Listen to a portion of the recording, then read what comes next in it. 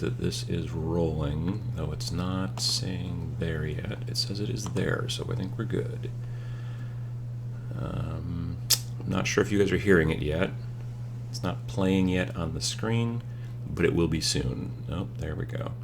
And there we go. All right.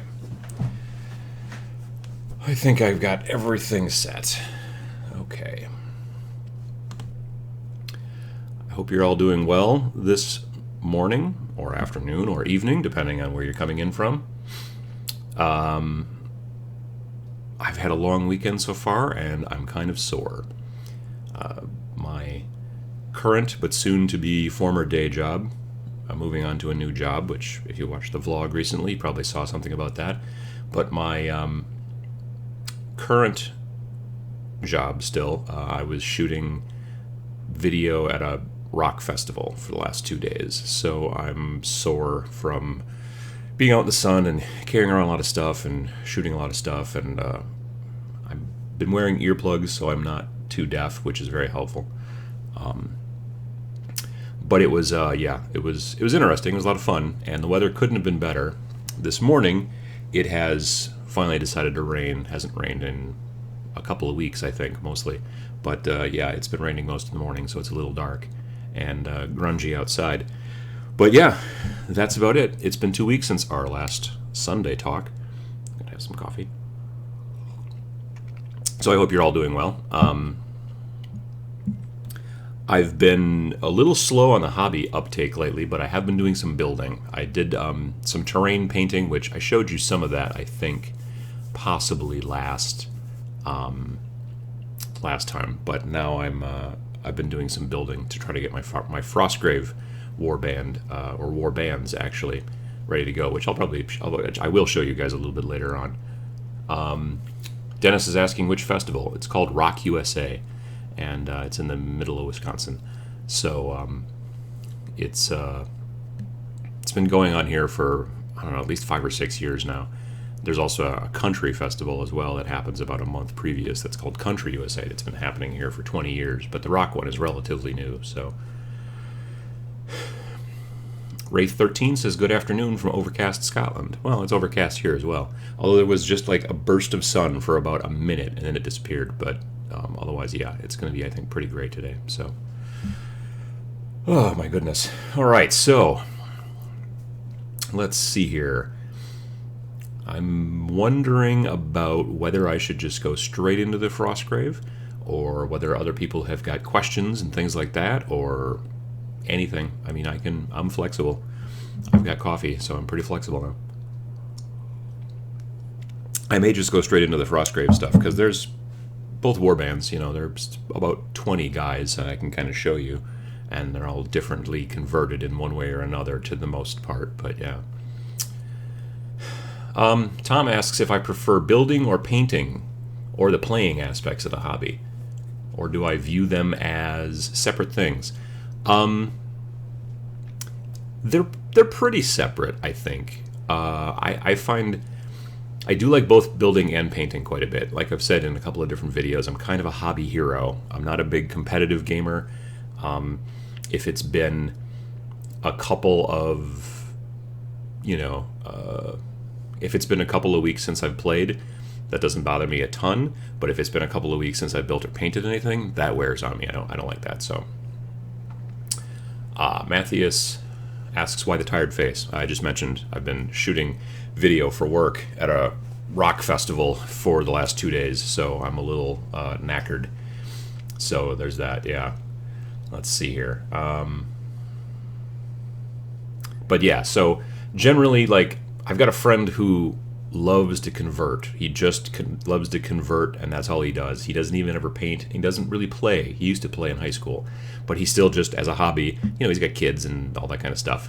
But when he's got free time, he goes down to the basement and he just builds, and converts and modifies, and then just kind of, doesn't go much further than that. Doesn't go further from there. But it's interesting. So that's what he enjoys. I keep telling him, or I've told him in the past, that he should just like convert models and then sell them on eBay, to people who want to then paint them and maybe aren't good at converting, but he hasn't really gone down that road. So yeah.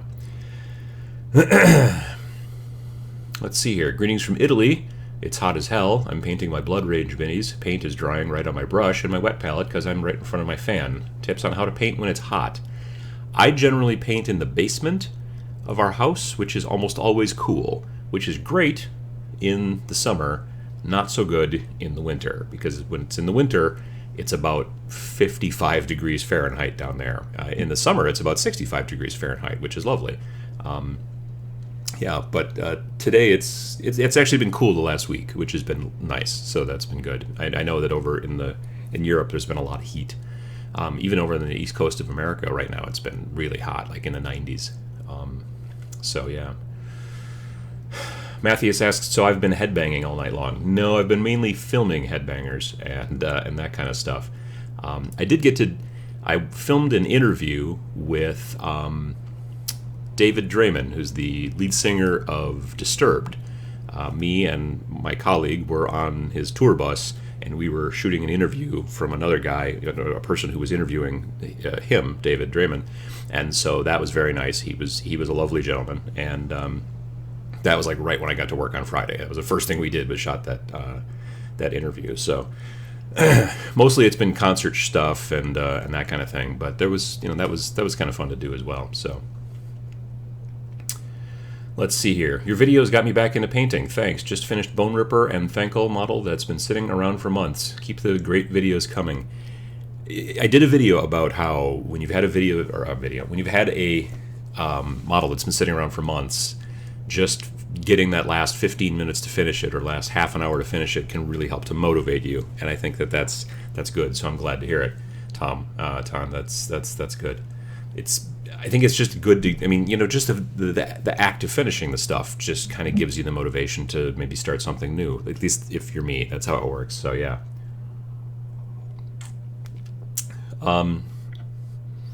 Blue Astray says, I would recommend adding a drop or two of drying retardant.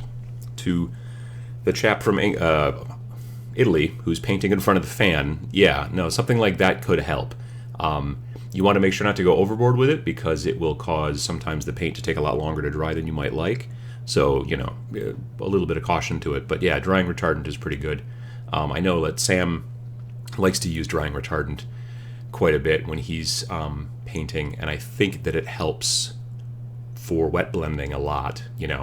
Obviously the wetter the paint will stay longer, the more you can blend. So yeah, that's how it works. Greetings from Greece. Totally irrelevant question. Have you ever tried War Machine Hordes? If yes, what are your thoughts compared to other war games? So, I did used to play some War Machine. I never played Hordes, but I played War Machine. I know that the rules are basically the same, or roughly the same. There's the Fury versus Focus mechanic and things like that. I had a Khador army, and I played in a little bit in Mark 1. And a little bit in 1.5, I think it was called. Well, and then there was Mark II. I played maybe twice, and that was about it.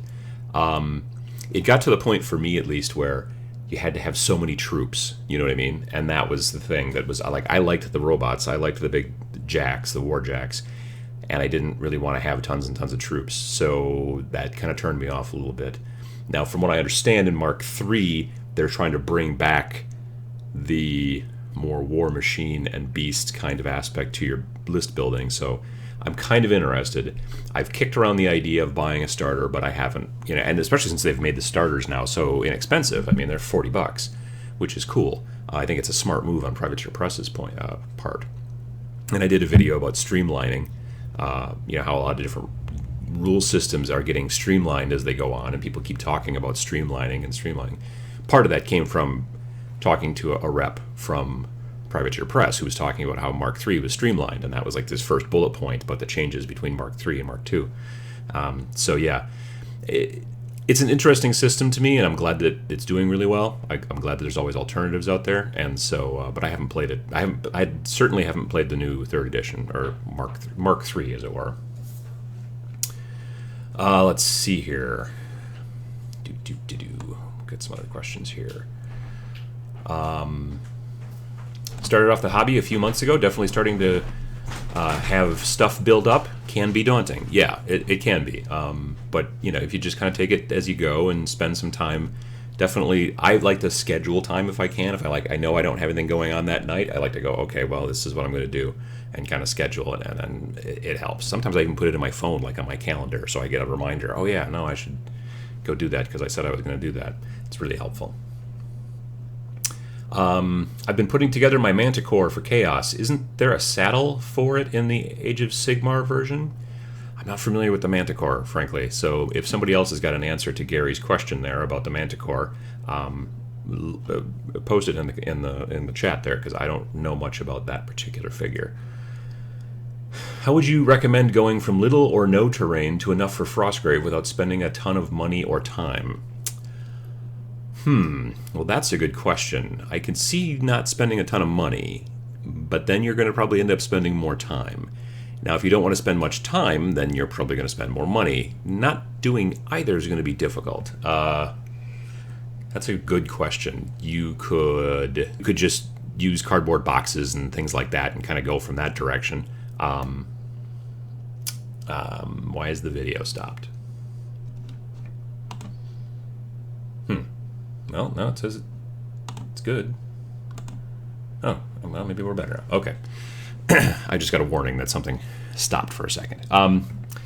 So terrain, yeah, that's a difficult one. You either spend a lot of time and build things, you know, with stuff you find around the house and, you know, foam core and pieces of wood and things like that, or you buy kits and put them together and they go together pretty quickly and then you paint them, but then you're spending some money. So that's going to be difficult. Let's see here. I was thinking what army to choose. I've got Horde of Chaos, Space Marine stuff, and Dark Angels. Yeah, I like Chaos Space Marines. I was always a big fan of those. Let's see here. Have I ever tried War Colors paints? I've seen them. I've not come across a place that sold them, so I don't really know much about War Colors as far as paints. Haven't bought a Warhammer 40k in 6 or more years. Happened to be in the hobby store. $75 for a large Tau. Well, yeah. I thought they were expensive before. How do they expect anyone to afford this? Well, I think with Games Workshop, part of it is that, especially those bigger figures, they don't expect you to have a whole bunch of them, I don't think. I'm not super sure. I mean, I'm sure there's lists out there where you can have 3 Riptides or something like that. But in general, yeah, that's kind of more of a centerpiece to your army. But that all being said, it doesn't feel to me as if Games Workshop super is concerned about price. I mean, they have done those Start Collecting boxes, which are super reasonably priced. And some of those Start Collecting boxes come with like a nice expensive model in them for the price. Like for Age of Sigmar, one of them, I'm trying to remember which one it is, comes with like an $85 model in the $85 box, plus all the other models that come in there as well. So those can be a really good discount, but yeah, some of those bigger figures, you know, Glotkin is like $85, but you're only going to run one of him, obviously. You know, what's his name there? Archaon, he's 110 or 120, but again, you're only going to really run the one.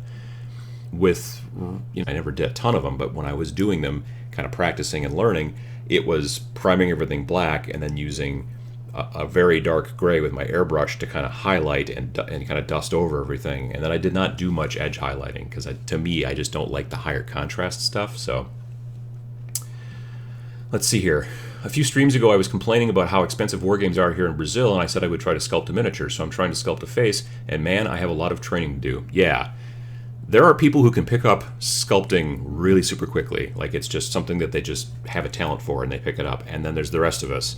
And it takes a lot of work. It's not easy. I know Sam has tried his hand at some sculpting. I know my friend Tom Ailes, I did the interview with him back in February, like 2014 on the channel.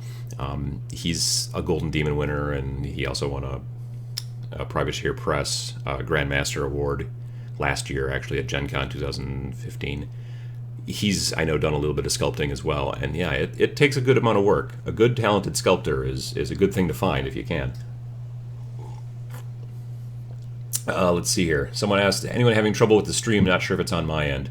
I did just get a little warning a little while ago that there was some sort of disconnect, but then it got better. I don't know if it's because of the rain. I mean, it's not raining that much anymore, so I can't imagine it's that, but currently it seems to think that my stream health is good, so Let's see here. I do also prefer light base color to make the color look brighter. Assuming you're meaning like a primer, like a darker or a lighter primer to make the paint that you paint over it then kind of be brighter. Yeah.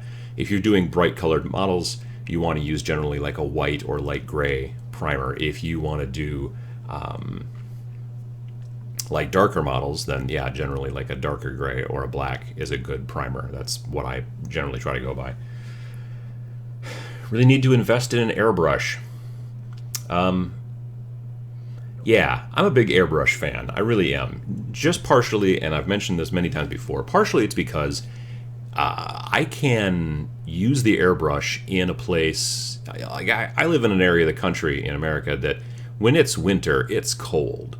And you do not want to go outside. Well, you can't really go outside and spray paint because your paint will freeze and it will just really go poorly for you. So if you're trying to prime your models or anything like that, it does not work in the winter. And you don't want to prime in the house generally because then it makes the propellant smell go out throughout the house, and that's just kind of bad too. So for me, airbrush is amazing because it really super helps get my productivity up. I can prime more stuff. I can also then use it for highlighting and base coating and doing vehicles and all kind of bigger creatures or whatever, and it works super well. I really am a big fan of using the airbrush. I've got, I think, 3 now videos about airbrushing, like intro to airbrush, and so far on the channel, and I'm going to be adding more to that. So if you're interested in airbrushing, you're thinking about airbrushing, take a look at some of those. Definitely. Which Age of Sigmar army is the easiest to paint?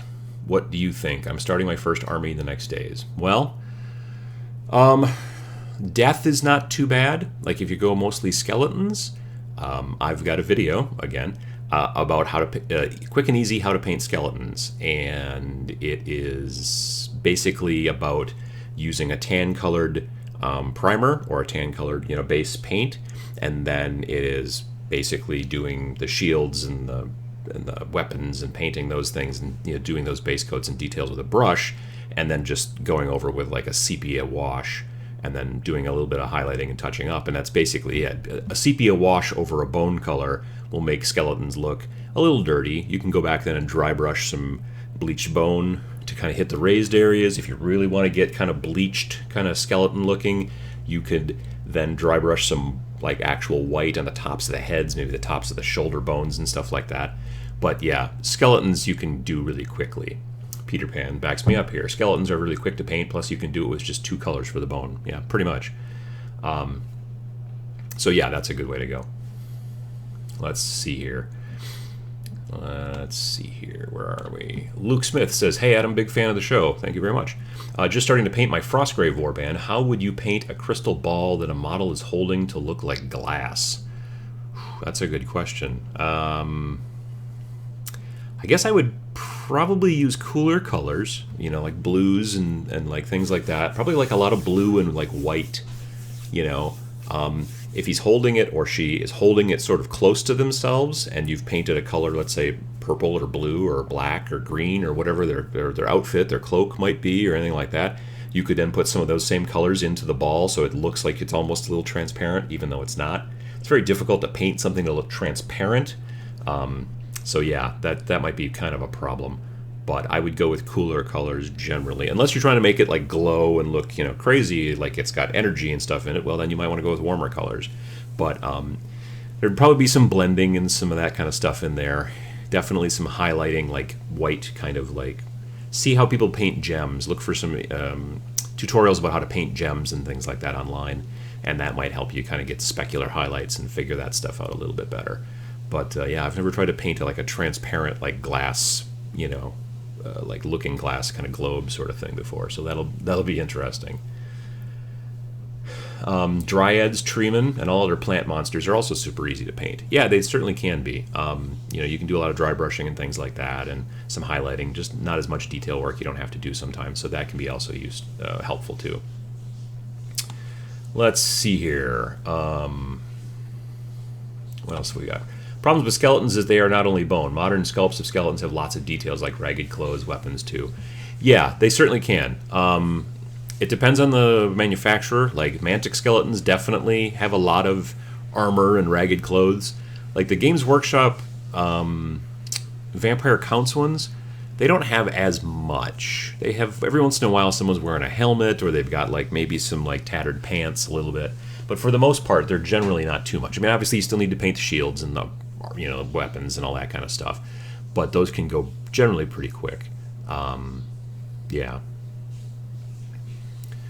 Let's see here. Time is not really the issue, it's endurance. After painting 30 plus orcs in a row, I was dead. Yeah, that's the trick. I have a tendency, like, I've currently got a lot of skeletons to paint myself for my Death Army. That all being said, I generally don't try to paint more than 10 at a time, and sometimes as little as 5. Like, rather, like, I could put them all on paint sticks and just start going through, because they're all currently built, textured, and then primed in that tan color that I like to use from Krylon, the camouflage line. So they're all ready to go. I could stick all 50 of them on paint sticks and then just start, but I would die, exactly. So I look at doing 5 or 10 at a time, getting them done, going, yay, I guess I'm done. And then after that, going, okay, now I'm going to do 5 or 10 more. And then, because staring down the barrel of 50 at once, I don't want to go that direction. But taking them in smaller groups, to me, is fine. And if your paint varies a little bit between the first... let's see here.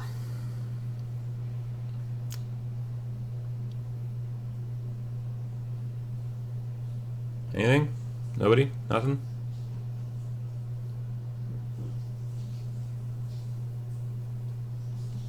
Okay, I think we're moving again. Yeah, I think we're good. I'm not sure what's going on with my internet, and I don't know why this is kind of causing problems, but I think we're back. Okay. I don't think it's the rain. Like, we have normal cable internet. It's not like satellite or anything, so it shouldn't be a problem. I'm not sure. It's not like there's a big storm going on. I'm not sure what's going on. Okay. Let's see here. Let me scroll back and see what's going on with some questions. Hello, everybody from the Netherlands. Adams, congrats on the new job. Thank you very much. Let's see here. Hello from the UK. First time I've managed to catch one of these live. Well, you're catching it kind of live. There are some streaming issues for reasons. I don't understand why. I mean, I'm not even on wireless. Like, this computer is the only computer in the house that's plugged directly into the modem. Well, it's actually directly into the router, but it should be working better. Yeah, so anyway, let's see here. There is a trick to painting crystal balls. Do the highlights and the shadows backwards. I've heard about that too, because it's, if you look at a crystal ball, it has a tendency to turn everything else upside down behind it if you look through a crystal ball, because of the properties of light or whatever. So you might want to try that, kind of getting back to that crystal ball question from before. Yeah, let's see. Okay. Let's see here. I know that your wife is into heavy Euro games. Have you ever played any modern board game? Any favorites? Maybe something like Cthulhu Wars would be up your alley? I've seen Cthulhu Wars. I've not played it, though. I've seen it like in stores and things. Well, not in stores. I've seen it at like Gen Con and places like that, but I haven't. I have not played it. Gosh, yeah, I don't know. I used to be a big fan of board games. I'm not as much anymore, and I don't know. And I just didn't think of doing it this morning. But yeah. So let's see here. What are your thoughts about the new Age of Sigmar Savage Orcs? I think that I haven't seen anything really much of the Savage Orcs. I mean, I've seen the yeah, there are some miniature board games. God, why is this going on? It looks like it's stopped again. Come on. There we go. All right. So it looks like we're moving again. I think. Yeah. All right. I'm going to start showing you some of the Frostgrave stuff that I was going to show you, that I talked about in, you know, it's in the thumbnail. Looks like thusly. So in this thumbnail, from left to right, we've got, let's see here. So we've got a wizard kind of guy. And then there's a big metal guy who's got a plastic sword. You've got some Reaper Bones guys, and you've got a kind of thief-looking guy who's got some pretty long arms. So these guys are kind of interesting. I'll show you some of them when I get to them, but otherwise I'm going to show you some of the other... Well, actually, I'm going to start with the wizard. So, Girl Painting is asking how I'm streaming. I'm using YouTube Live, and I'm using XSplit. And I've never really had any trouble with it before, so this is kind of a first with the streaming issues. Like I said, I have a definite belief that it's probably my internet being a little sketchy this morning, possibly because of the raining and the storm, but the storm is mostly over at this point, so I'm not quite sure why that's being such a problem. Anyway, so this is, I'm trying to get in focus here. This is a wizard. Now, some of you who have been fans of Games Workshop stuff will probably recognize him. I'm going to try to fix the focus here because it's annoying me. So I go to this one, and I go to Settings, and I go to here. Not that one. Oh yeah, that is the one. Turn off the autofocus. Okay.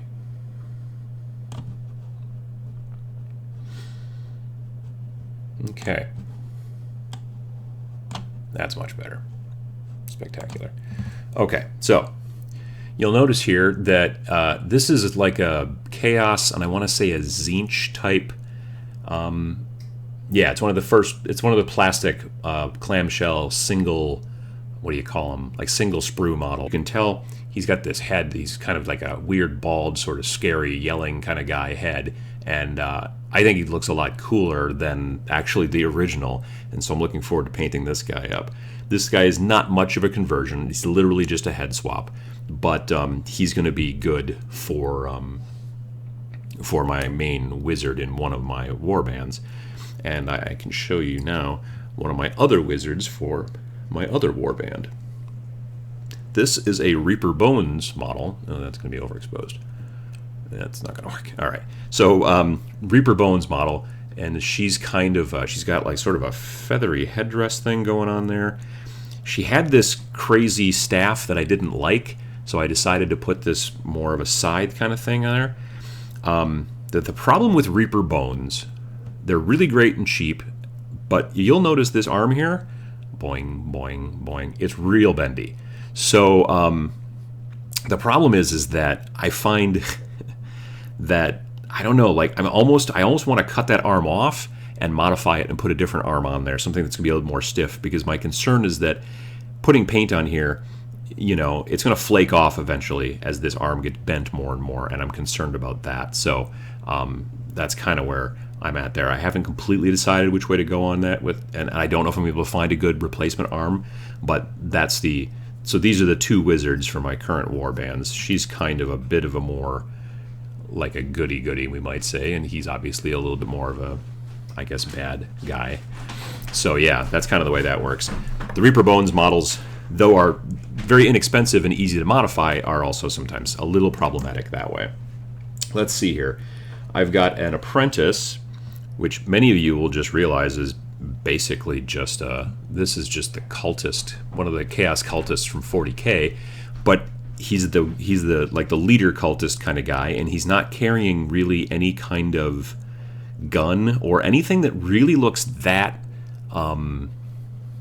you know, futuristic or sci-fi.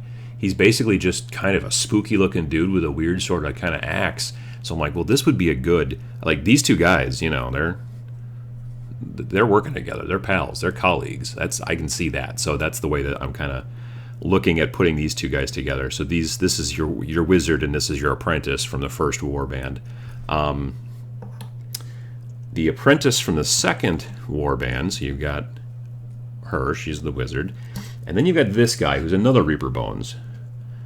So I don't remember what the heck kind of what do you call it? What kind of staff he had, but being that it was Reaper Bones, it was super bent and weird, and it just like wasn't going to work out. So what this is, I don't know if you can tell this or not, this is basically just a toothpick, or as you might say, a cocktail stick overseas.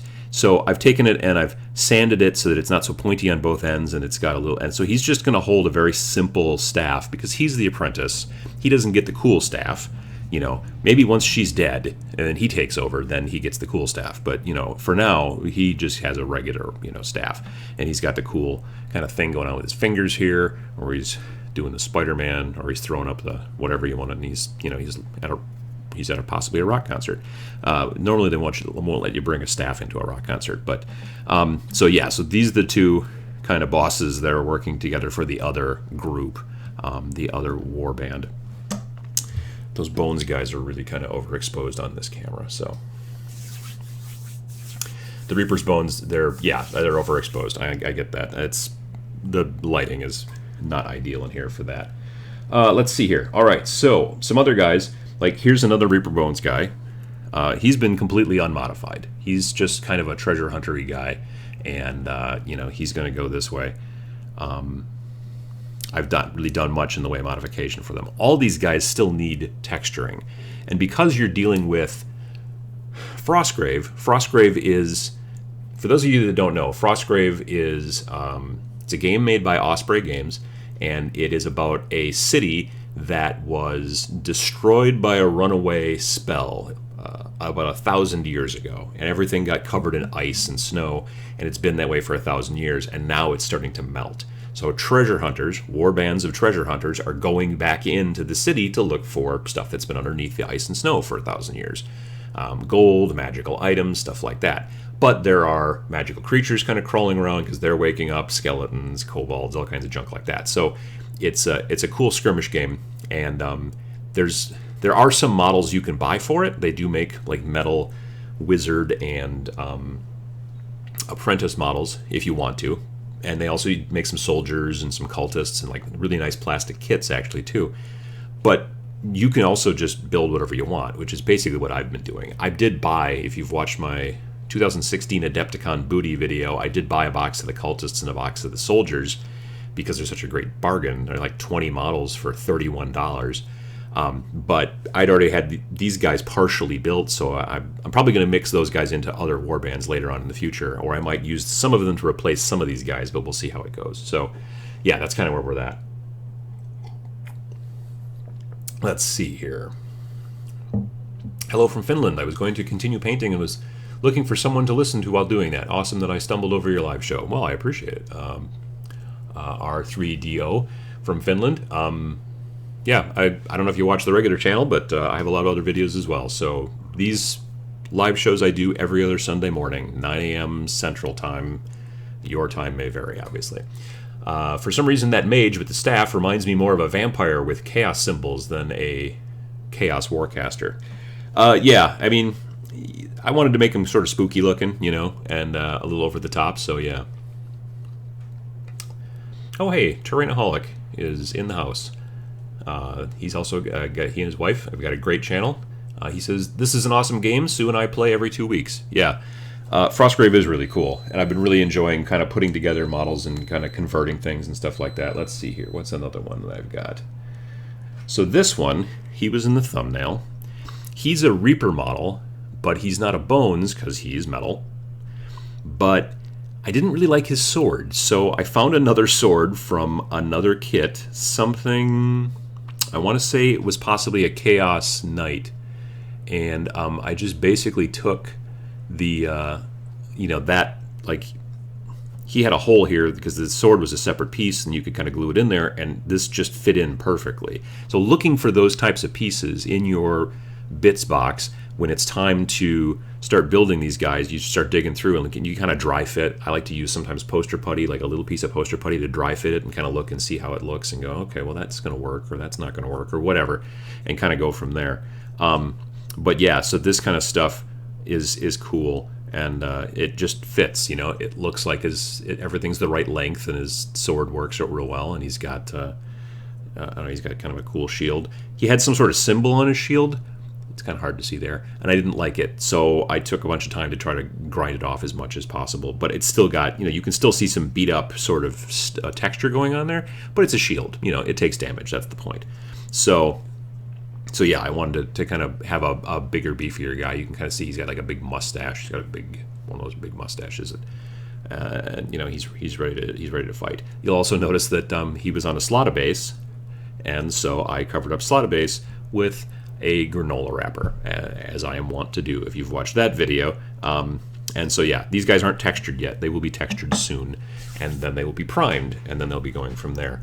I will be on all of these guys using the technique, the kind of, they're going to be black, and then I'm going to dust them from above with white to kind of get that variation, and then from there it's going to be a lot of washes, like the secret weapon washes and things like that, to kind of make the colors happen, and then, you know, the metallics will be separate and stuff like that, but that's basically where we're going to be at. So let's see here.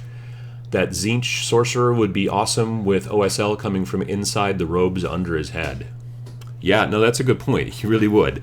It might be a little hard to paint now that his head is glued on, but I could maybe pull it off. Yeah, so it's like lit from underneath. That would be cool. I like that idea. Let's see here. How do I display your models, or my models? I generally, I have a display case that I haven't built yet, but that's where most of them will go. It's from IKEA. It's, I don't know, it's like 65 bucks. It's a relatively inexpensive kind of case. It's a glass case. And it's in the basement, but it's not built yet. And that's where the majority of them are going to go. That, well, the ones that I don't really play that much with anymore.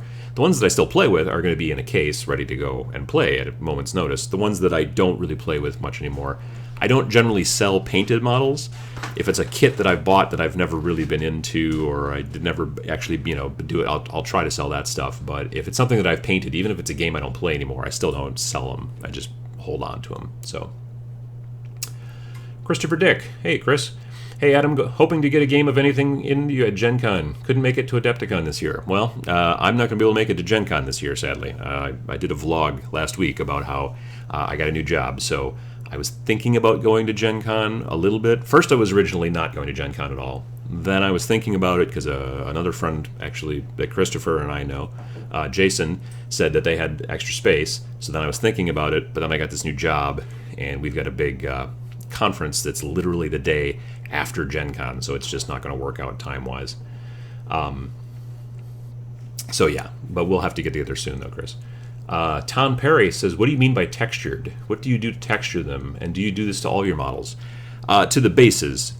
So, you know, like this model here, you can see he's got nothing going on in the base yet because I haven't textured him. But this one, because he's a bit of an older guy that I'm adding to this group, you'll notice, if you can see here, you'll notice he's got some kind of stuff, you know, like I've got some little rocks. It's actually kitty litter. There's a very fine texture that he's standing on, which is actually baking soda and CA glue, otherwise known as super glue. So I like to have them textured, the bases, to look like he's standing on something and not just on a plastic disc. I like to have those done before I do the priming, because then you get to put primer over the top of it, then you paint the entire model, you get him all painted, or she, and then when you're done, you go back and then paint the base. And then if you've gotten any paint from the model on the base, it's okay, because you paint the base last, and then you go from there. So I like to get the texturing done, you know, before everything. Like here, the reason that I've put this piece of plastic over that slot is because I'm going to eventually cover it with grit and little rocks and things like that. And, you know, you don't want that stuff to go down inside that slot. So that's where we're at. Let's see here. Sometimes I do actually texture the models, though. I know I've got one up here. So this is one of my... This is my Tomb Banshee. I think this is a Tomb Banshee. I showed this off a couple live shows ago.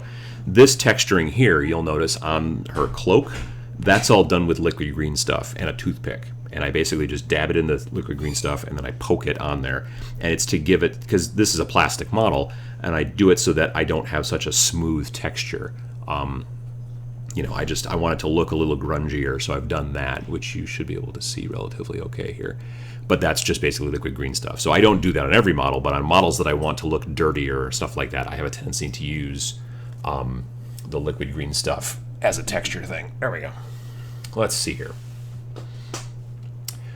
Adam, do you have strong opinions one way or another about Reaper paints? Everyone on YouTube seems to use GW or Vallejo, but thus far I really like Reaper ones, so I'm kind of wondering. I would tell you to use the paints you like. The only reason I have a tendency not to use Reaper too much is because I have a hard time finding it. If I want to use Reaper paints, I usually have to order them direct from Reaper. Vallejo paints I can find locally, GW paints I can find locally.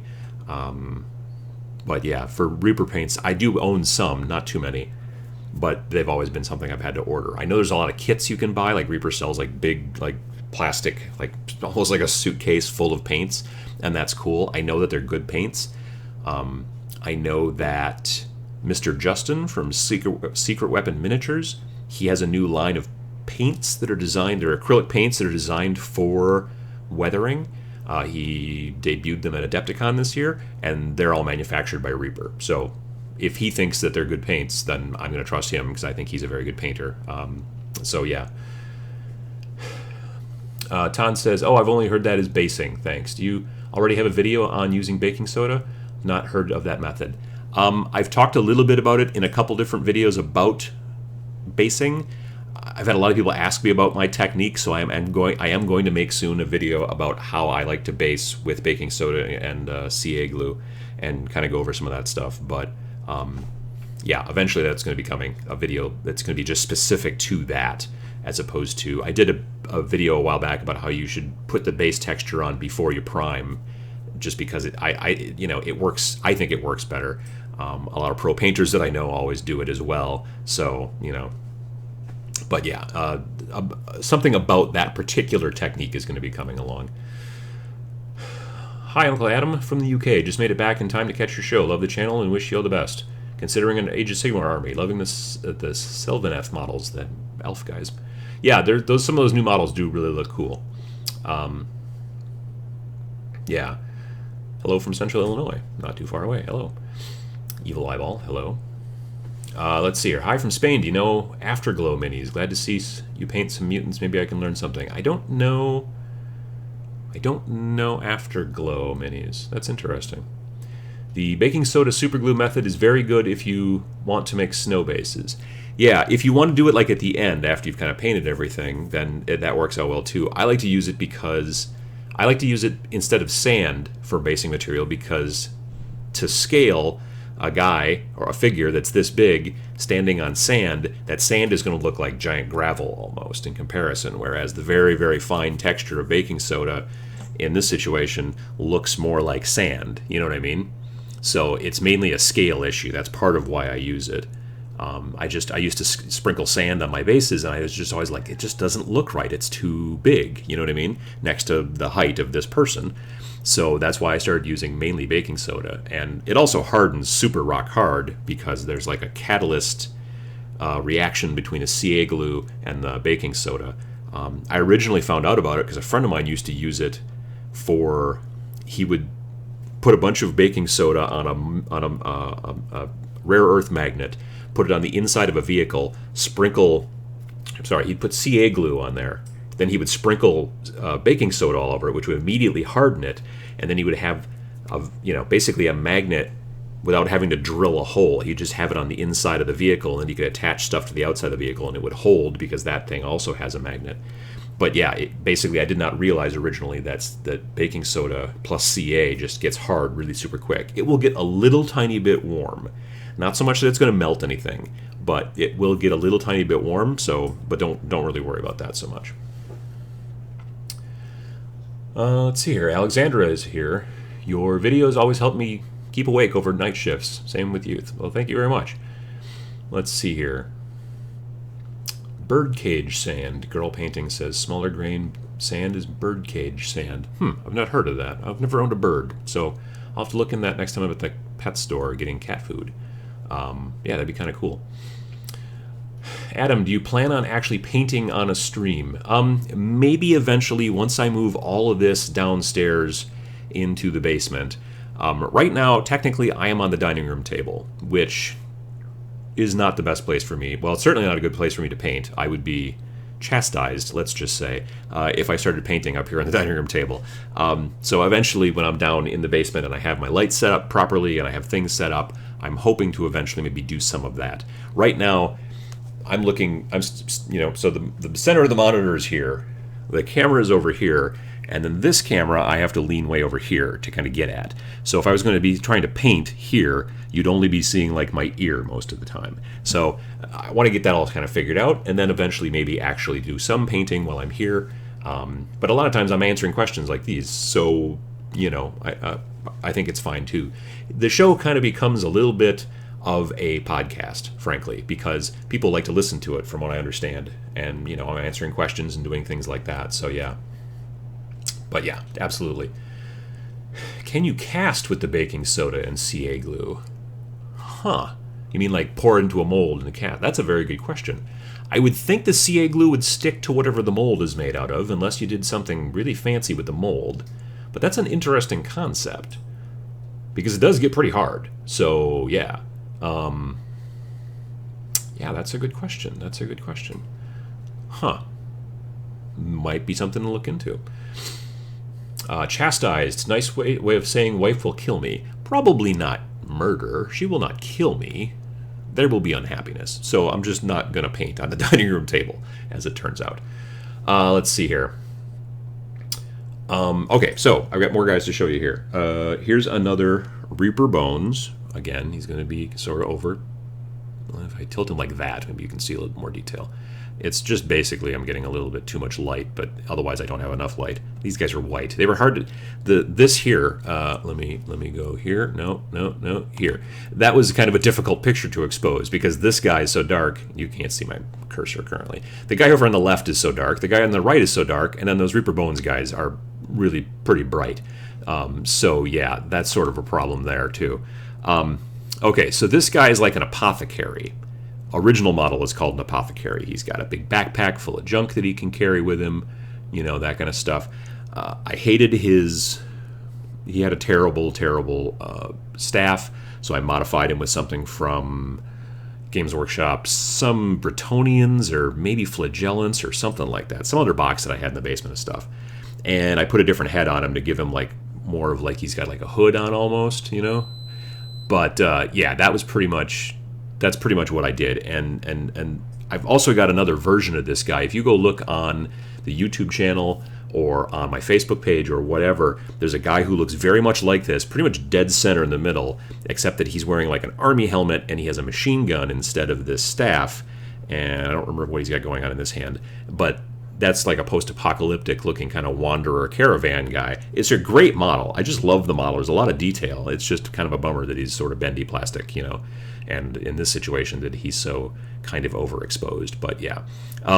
So this is a good modifier. This guy will be like an apothecary in one of the warbands. Again, I cannot stress enough. You hold on to your bits. You buy a kit, and then you maybe only use half of the stuff sometimes in it, especially if it's Games Workshop. Or if it's like Malifaux, not the normal Malifaux kits. They're very, like, they go together one way and then they're done. But Malifaux made 2 kits designed for their role-playing game. And one is called, like, Malifaux Figures the Men, and there's another one that's women. And those kits have got lots of different pieces and parts, and you can put them together all kinds of different ways to make your own guys for the role-playing game. And those are good kits to have too, because there's a lot of interesting pieces and things like that. I've used some of that stuff for post-apocalyptic. I've used a little bit of it here, for these guys for Frostgrave. Case in point, this guy here. Okay, so this guy, the body on him is a flagellant, I believe, for Bretonia or Empire. I don't remember. But basically they're guys from original Warhammer that run around yelling and screaming on the battlefield and hitting themselves, I think, and that kind of stuff. I modified his head, put a different head on him, so he's got like again another hood, like that's not standard. And then you'll notice his arms. His arms are a little bit longer than normal, and that's from that Malifaux set that I was just talking about. The Malifaux set, everybody in that is very sort of tall and lean. It's an interesting sculpt style, and I just liked the way this guy looked as a thief with like really long arms. I figured he'd be able to steal stuff easier because he's got long arms, and he's got this like cool spiked knife, and he's just got a fist in that. So I just, it was one of those deals where you sort of put it together, and then you're like, oh, that really sort of turned out cool. I kind of like that. So it's my own personal preference, but I like the hood.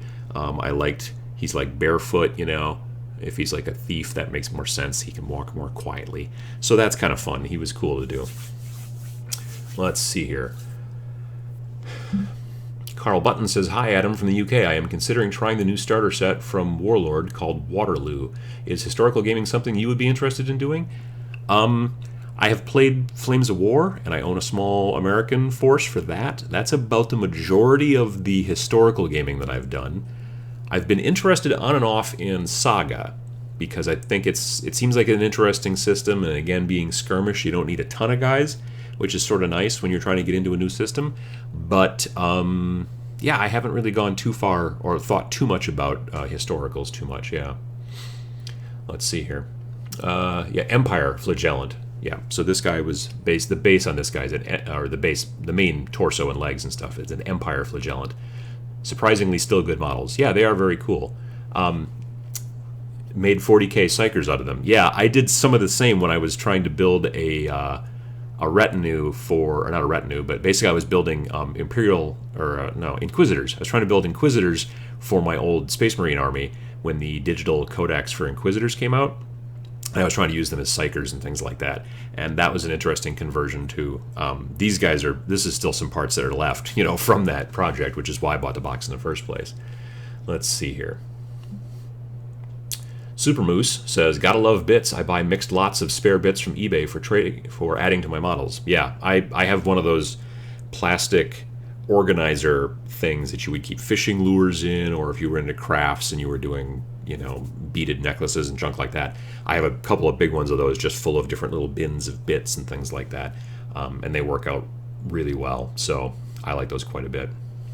Landon says, "Finally found out how to chat. Hey from Louisiana." Hello, Landon. How you doing? Let's see here.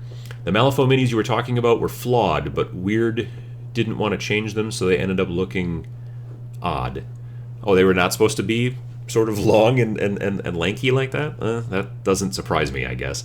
Yeah, they're interesting models, though, when you look at them. Like, if you look on my... I don't know if you can see the guy very well. I think he's in the background, but there's this center shot that's on my channel graphics on my YouTube channel, and there's also one on, again, I think my Facebook page and stuff like that. And I got this post-apocalyptic warband for different games that I've used before. This Is Not a Test is an interesting post-apocalyptic game. Wreckage is another one. And I've got these guys built, and there's a real tall, lean guy who's from that same model kit. Cooper asked, "Adam, do you prime your bones with primer or just acrylic paint?" I generally use... With the Reaper bones I've done in the past, I've generally used Krylon paint, Krylon camouflage spray paint as my primer, because the Krylon spray paint has something in it called fusion technology, which basically is designed to stick to plastic. They always kind of advertise but they have a fusion line, Krylon does, but that's like more brighter colors, and it's designed, I think it's a semi-gloss or a semi-matte or something like that. The Krylon colors also has the fusion technology in it, allegedly, but the nice thing about it is that, it got real windy outside all of a sudden. The nice thing about it is that it comes in those kind of more military type colors, plus also black, and it also is very, very flat, has a very ultra flat texture to it, which is great for painting over. So that's why I generally like to use that stuff, and it sticks really well. I've heard that Bones models can sometimes be problematic and not like primer too much, or they get a little tacky, but I've not had that problem when I've used the Krylon camouflage paint as the primer. It works out pretty well. Let's see here. Hello from Australia in the middle of the night. Well, hello, Mitchell. Cool. Let's see here. Justin, yeah, Plano boxes. Yeah, that's what those clear plastic organizer boxes are good. So yeah, let's see here. What else have we got? Adam, what do you think about Zombicide if you've played it? I've been considering buying it as well. It's a good gateway game. It's good to teach people about miniatures who are more board gamers and things like that. It's also a good co-op game, so if you want to play with a group of people and like not have anybody who gets angry because they're not winning, you're basically kind of all on the same team, and then the zombies are moved pretty much just by the rules. So in that situation, it works out nice. Plus the models are kind of cool. Sam did a video about how to paint on this channel. He did a video about how to quick paint Zombicide minute models, and so yeah, we do play it from time to time around here.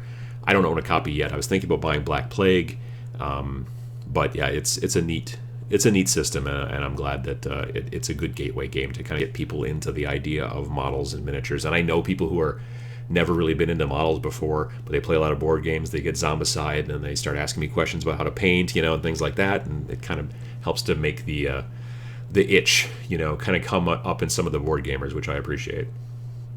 Do you have a tip for how to get a cobblestone texture on bases? That's a good question. There are companies that make like a little rolling pin. There's one called, I think, Green Stuff World, and they make a little rolling pin type of thing that's got a cobblestone base on it, and you could roll it over some green stuff or some milliput or some other kind of a medium, and then use that. I have made bases that look like brick by actually punching out. There's a video that it's popular on my channel called How to Make Miniature Bricks or something like that. And I've used those and actually laid little tiny miniature bricks and then used those as the model standing on those, but they've kind of fallen off towards the edges.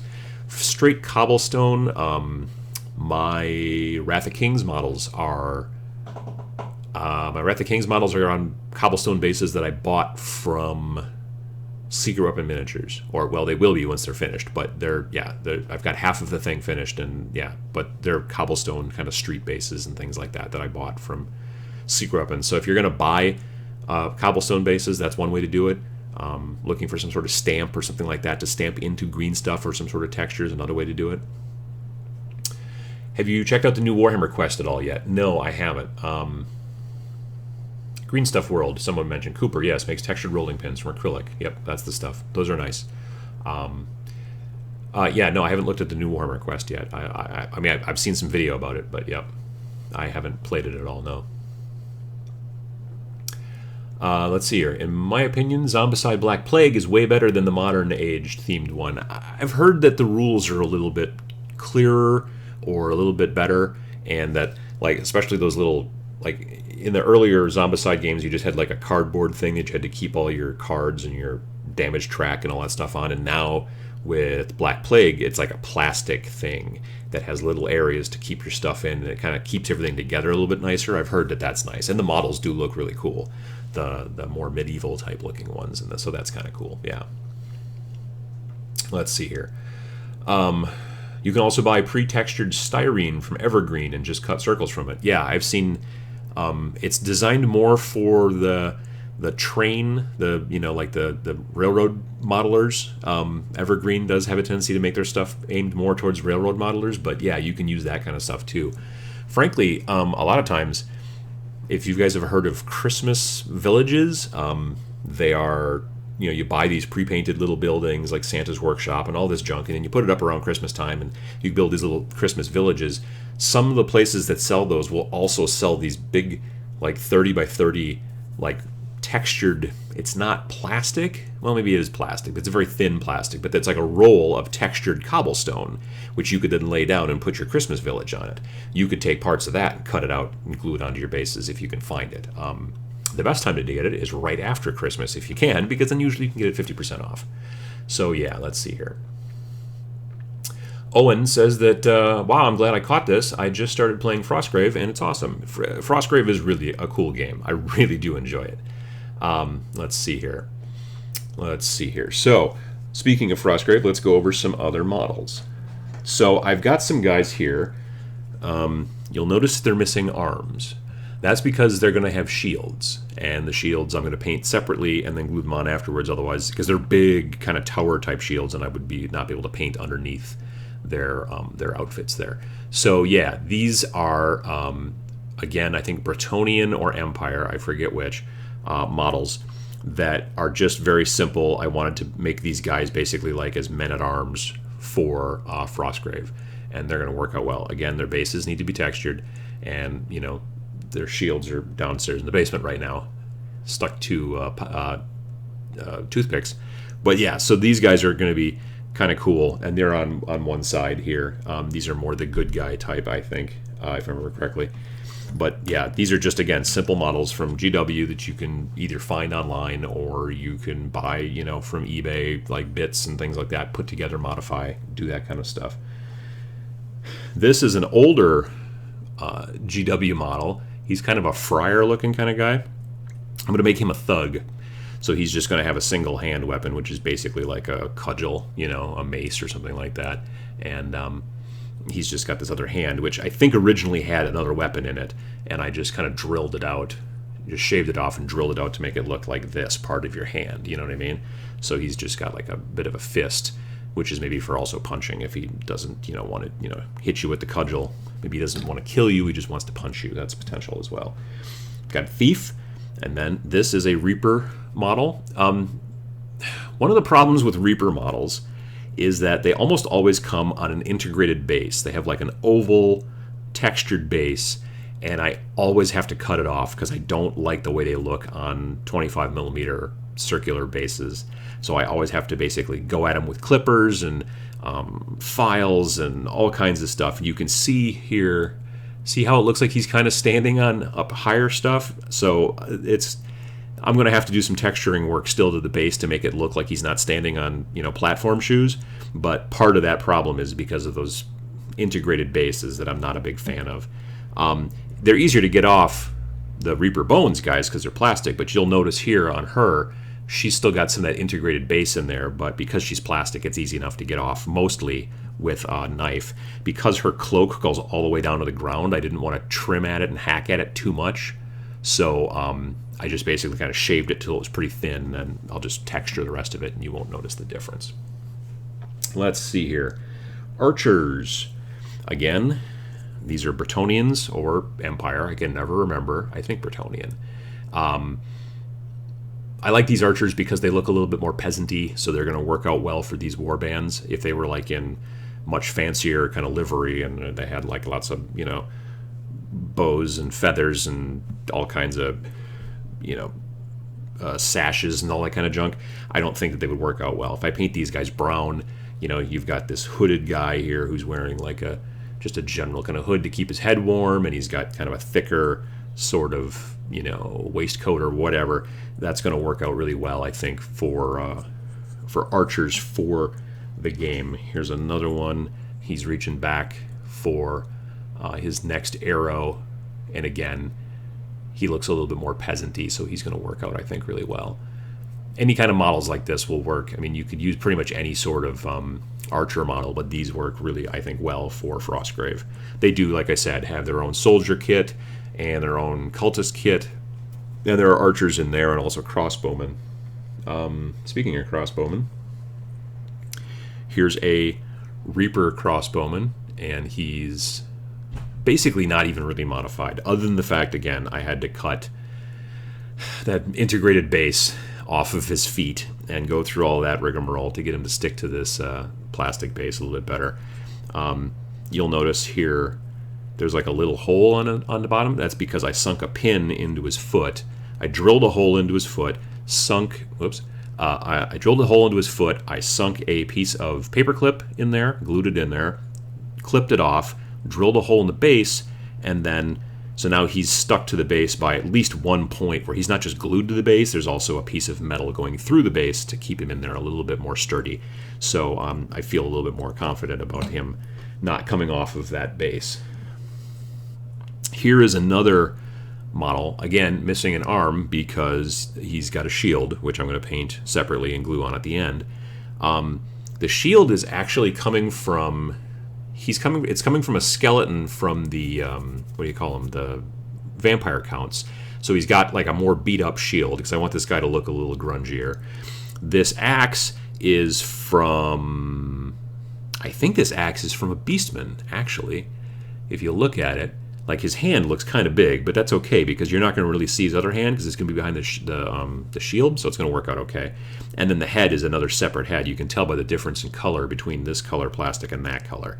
If it was from the same kit, they'd probably be a lot closer in plastic color, even though these are close, but still, this is like the body is much darker than this. I don't know if it's just different types of plastics or the different age of the plastic, but yeah, this guy here is... he's just going to be kind of a surly kind of thug guy, but he's going to have a shield and an axe. I can't remember exactly the name of the class that he's going to be, but it's basically just shield and some sort of hand weapon. So let's see. Who else have I got here? Here is, I believe, this guy's another flagellant. And I've also, again, given him a hooded, because it's cold. Frostgrave, the thing about Frostgrave is that, yeah, the city's warming up again. It's not under, hundreds of feet of ice anymore, but it's still chilly. There's still snow around. So I wanted to make sure a lot of these guys looked like they weren't just walking around in whatever kind of a pair of shorts and a tank top. So I made sure that a lot of them had hooded heads or like some sort of head wrap, because they're they didn't have knit caps so much back then. And then he's got this big honking mace for clocking dudes in the head, I guess. But again, that one's modified. These last guys are not super modified. Again, we have another archer. His helmet is sort of weird. Like, he's actually got a metal helmet instead of the hood. But you can still see he's got like a big patch, on the back of his outfit there. So again, not super fancy. I think he's got another patch right there on his knee, right there. Last couple here. Again, this is another Reaper, not bones. This is a metal Reaper model. He also had, like I said, he had like a big symbol like on his shield. I think it was a big cross. He's supposed to be kind of like a Templar. I didn't want to use him as that, so I had to grind it all off. And again, it looks a little beat up, but it's okay because it's a shield. But he's got a chainmail headpiece, coif, something like that. And he's going to be basically a Templar, if I remember correctly, or a Knight. I think maybe he's a Knight, and I think that this one's a Templar. It's got fuzzy on there. Or the other way around. Again, this is a Reaper model. Reaper's got a lot of great models, especially when you're trying to build something like this, when you're trying to find very specific things. If you go to the Reaper website, they have something called the Figure Finder, I think, where you can go through and check boxes. You could say, I'm looking for a female with a sword and a shield, and then it will show you, oh, here's the 30 different females with swords and shields that we already have because we've been doing this for 25 years or whatever. So it's really great to be able to go through and find stuff, and then you can either order it direct from them, if it's still in production, or if it's not, you can start scouring eBay, but at least you know the name of it or the model number, and it's really helpful for kind of having that great database of all these different models to be able to go through. So the Reaper Figure Finder is really a cool resource when you're trying to find just the right kind of model for a specific game, like if you're playing role-playing games, or if you're playing, again, something like this Frostgrave, where you're kind of building your own guys. So that's as you can see here, I'm not really, can't see that well, but these are all the models that I've got ready to go for my 2 warbands at this point.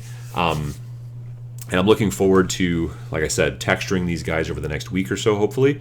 And then after that, it's going to be time for priming and then paint. Today, like I said earlier in the show, is very rainy here, so it would be a terrible time for priming and going through all that stuff. So let's see here. Let's take a look at some questions. Let's see here. In your experience, do most people get their Halloween decorating done super early? I think you guys are having conversations without me, which is totally fine. I'm kind of rambling on here, talking about Frostgrave and modifying. Let's see here. Oh, this is kind of talking about buying Christmas stuff to use for modeling and for terrain and stuff like that. That's a lot of fun. Let's see here. Mind telling us the... hang on. No. Mind telling us the name of your local shop? That 20% off GW stuff might be worth the drive up from Milwaukee. The shop up in Oshkosh that I get stuff from is called Flying Phoenix Games, and they're pretty good. Yeah, I would definitely tell you to go there. Hello from the Czech Republic. Hello. Peter Pan, if you are from Germany, you might look to fantasywelt.de. I'm sure I pronounced that incorrectly, and I apologize. They have regularly 10% to 20% off everything, even on their GW. A lot of stores, independent stores, not all of them, but many of them do sell stuff at a discount, and of course there's online as well. But even stores that don't sell stuff on a discount, you can frequently go and get, like, before there were any stores in my town, I would go, when I was starting a new army, I would go talk to the local shop, well, not the local shop owner, but I'd go up north a little bit, about half an hour by car, to the closest shop at the time, and I would say, hey, I have this list of all this stuff that I want to buy, and I need this and this and this and this, and then he would generally give me a 20% discount because I was making a big order of $200 to $300 maybe. So talk to your local shop if they don't already do that. If you're looking at, making a bigger order, a lot of them will sometimes give you discounts. Some of them won't, certainly, but a lot of them generally will if you're buying a bunch of stuff. Some shops have, what do you call them, like a like a frequent buyer club or something like that, where like once you've bought $100 worth of stuff, you get 10% off or 15% off, things like that. Well, if you go in with an order to buy X amount of stuff and you're pre-ordering it ahead of time, that more often than not they'll work with you. So that's something to look at. Yep. Templar is two-handed weapon stock. Knight is one-handed weapon and shield. Okay. Yep. So this is going to be. Oh no, I turned off that camera. Yeah. So this guy is going to be my Knight. And this guy is going to be my Templar. So that makes sense. Yep. I think they're both great, really interesting kind of models. They're really expressive, and I like a lot of the Reaper models. I mean, like I said, the bones are not necessarily my favorite because the material is very bendy and things like that. But the overall sculpts are generally pretty strong because a lot of Reaper bones, I think, are models that you could also find in metal. Very frequently, and they just kind of used them, to make plastic versions as well, so they could sell them cheap, which was cool. Let's see here. Okay. Pronunciation of Fantasy Wealth sounds good to me. Oh, well, good. I'm glad. Because my wife took German in high school, and frequently when I try to say things that are German words, she has a tendency to correct me because I'm frequently wrong. Hello from Alabama. Well, hello. What do you guys use as minis for 9th Age? That's a good question. I don't play 9th Age, but I would assume that most people would probably still be using GW stuff, although maybe Semantic. I know a lot of people were playing, who weren't playing in tournaments too much, but were playing, they enjoyed a lot of Mantic stuff to use as, kind of proxies for a lot of GW stuff. Undead is a big one. The Mantic Undead stuff is really great. Some of their other models, like I know their elves are not generally super highly regarded, but I know that their undead are really cool, and I own a bunch of actually the Mantic Undead myself. So let's see here. Everyone plays competitively here at our local shop. Only League, 40K, and War Machine. It's hard to just play for fun. Any games you recommend for me and my girlfriend? Well, one that's kind of fun, if you like spaceships and stuff, X-Wing is a great gateway game to teach somebody who is new to miniatures and things like that in general. You don't have to paint it. You don't really have to build it. You have to put a little base on. That's about it.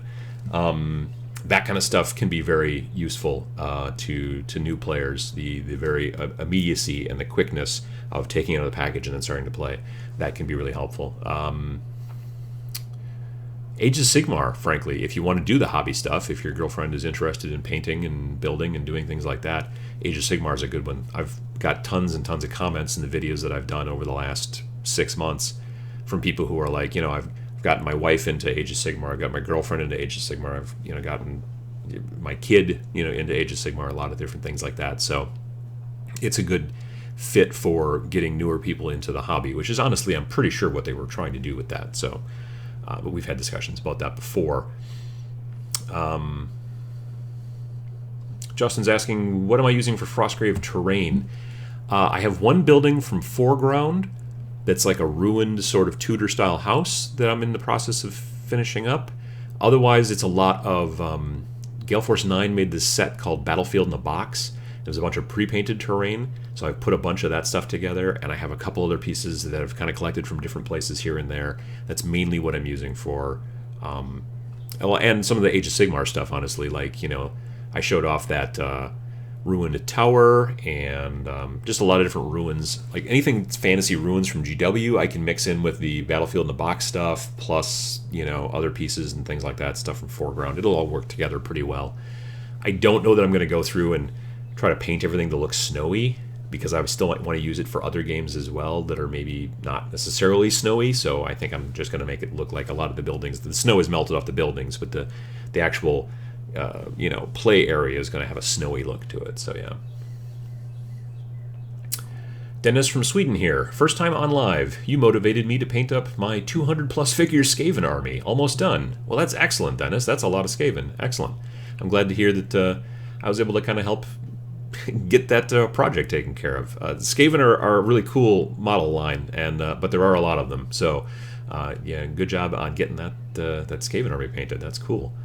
When you get done, you should take some pictures of the ones that you like the best, and put them onto the Tabletop Minions Paint Showcase Club, which is on Facebook. Look it up. Tabletop Minions Paint Showcase Club. I should make a card that pops up that has the information on it, but I haven't done that yet. So yeah, there's been a lot of amazing looking stuff in the Tabletop Minions Paint Showcase Club on Facebook, and it's been a great inspiration to me. And I've had other people mention about how they're inspired by it, and it's cool. It's neat to see a lot of cool paintings. Probably next week, probably on Sunday, I'll probably post a video about a bunch of stuff from June. I did one for May, and now I'm going to do one for June, and then just kind of go from there, just to show off some of the cool stuff from that club. So yeah. With 3D printers becoming more advanced and quicker to produce models, do you see GW changing their pricing model? I think that getting a model that looks as good as a GW model coming out of a 3D printer that a person owns at home, I don't know that. I think that's still a ways off. Maybe 5-10 years.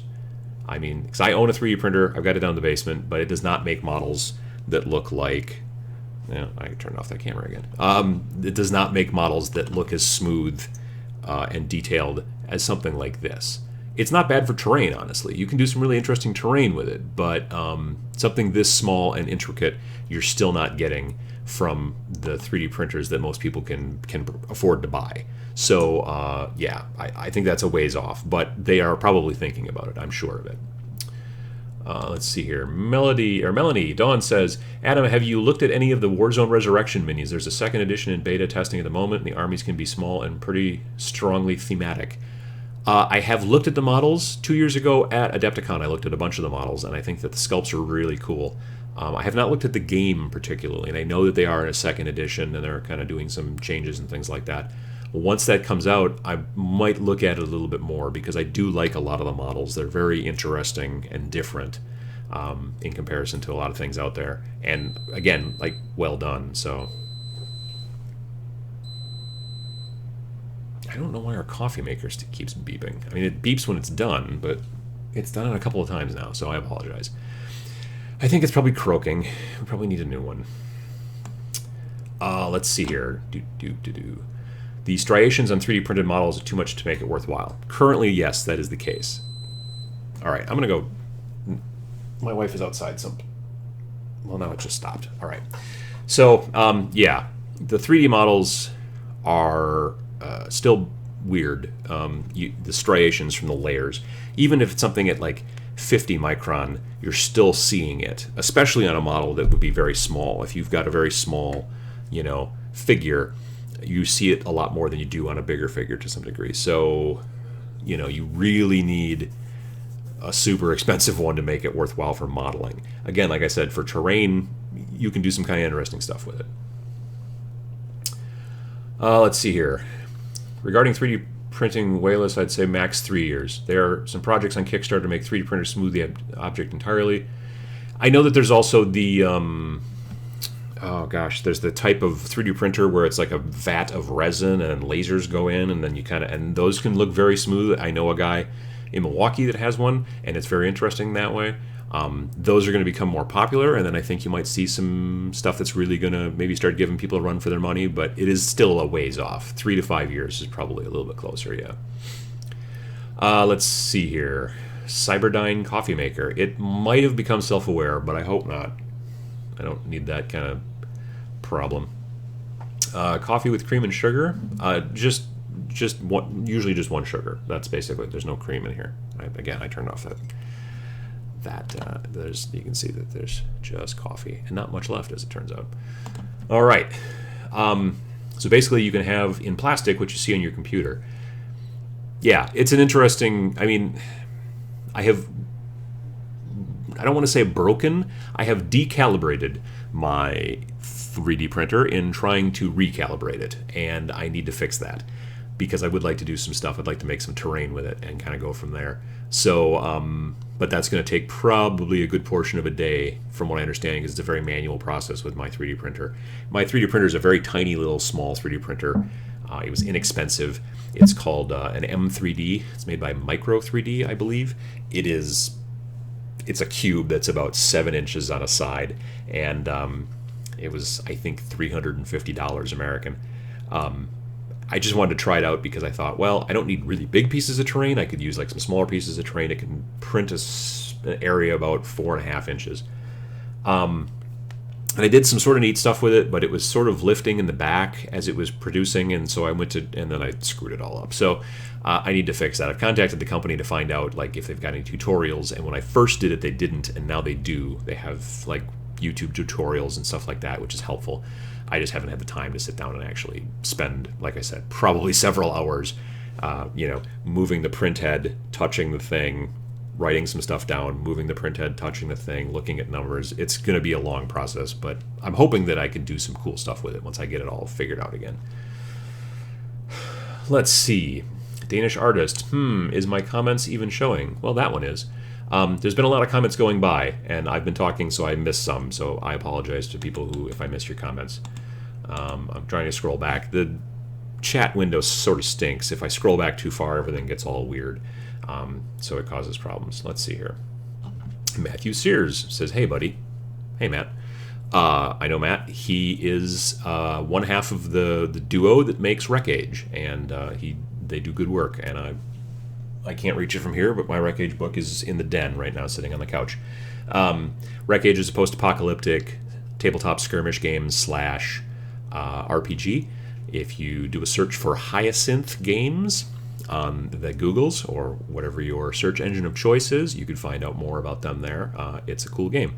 And I talked to them in person. Actually, I did an interview with them back during Adepticon back in April. So if you look on the channel back then, you'll find an interview with Matt and Anton from Hyacinth. We did an interview in my hotel room, which I think next year we're going to do more of that. I'm going to set it up and try to get a whole bunch of interviews done in a day. Last year during this past Adepticon, I interviewed Matt and Anton, and I also interviewed Wargamer Girl and Codex Dan and talked about War Machine just before we found out about Mark III coming out, I think. So that was a cool talk too, because I've had people asking me about War Machine, and like I said, I don't know a ton about it, but those two do. So that was a good interview, and I'd like to do more of those, I think, next year at Adepticon. I'll just set up all the lights and just shoot like all day Saturday, try to schedule a whole bunch of interviews and get a bunch of different people into the hotel room, and then afterwards I'll be done with it, and then go out and have a cocktail. Let's see here. 3D printing is mainly for prototyping, not to make final products.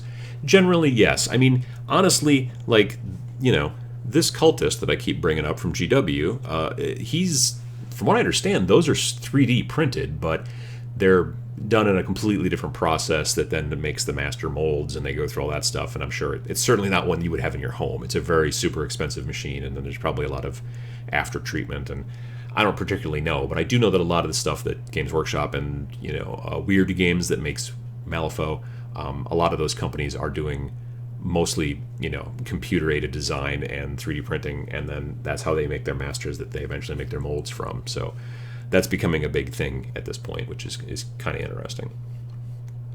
All right, let's see here. Gummy Nerds asks, did I miss the show and tell? To some degree, yes. I did talk about the majority of these models here, so you'll want to go back and watch that stuff maybe later on. This is basically 2 Frostgrave warbands, and I went through and kind of showed off the conversion stuff that I did, and basically it's not real heavy conversion stuff. I'm not a big fancy converter. I didn't use any green stuff on these guys, so some people will tell you that it's not even conversion until you start using green stuff, but I say when you even just swap a head and put a different head on there, or maybe change a weapon or something like that, you're at least starting to move towards conversions. And I personally think that if you can find a model that's pretty close and then just modify it and tweak it a little bit and maybe change something out, I think that's, I don't know, I like doing it. I think it's a lot of fun. Landon asks, will you ever start a podcast? I'd love to see that you got me hooked on the last podcast on the left. Oh yeah, last podcast on the left is a really good podcast. If you're into hearing about the history of serial killers and some stuff about ghosts and aliens, it's run by these 3 guys who are all comedians that are very funny, but they talk about some kind of crazy stuff, and it's a really good podcast. I was thinking about doing a podcast.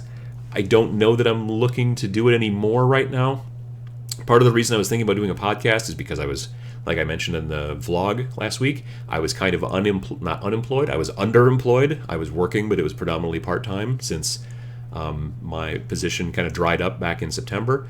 So I had a lot of extra time.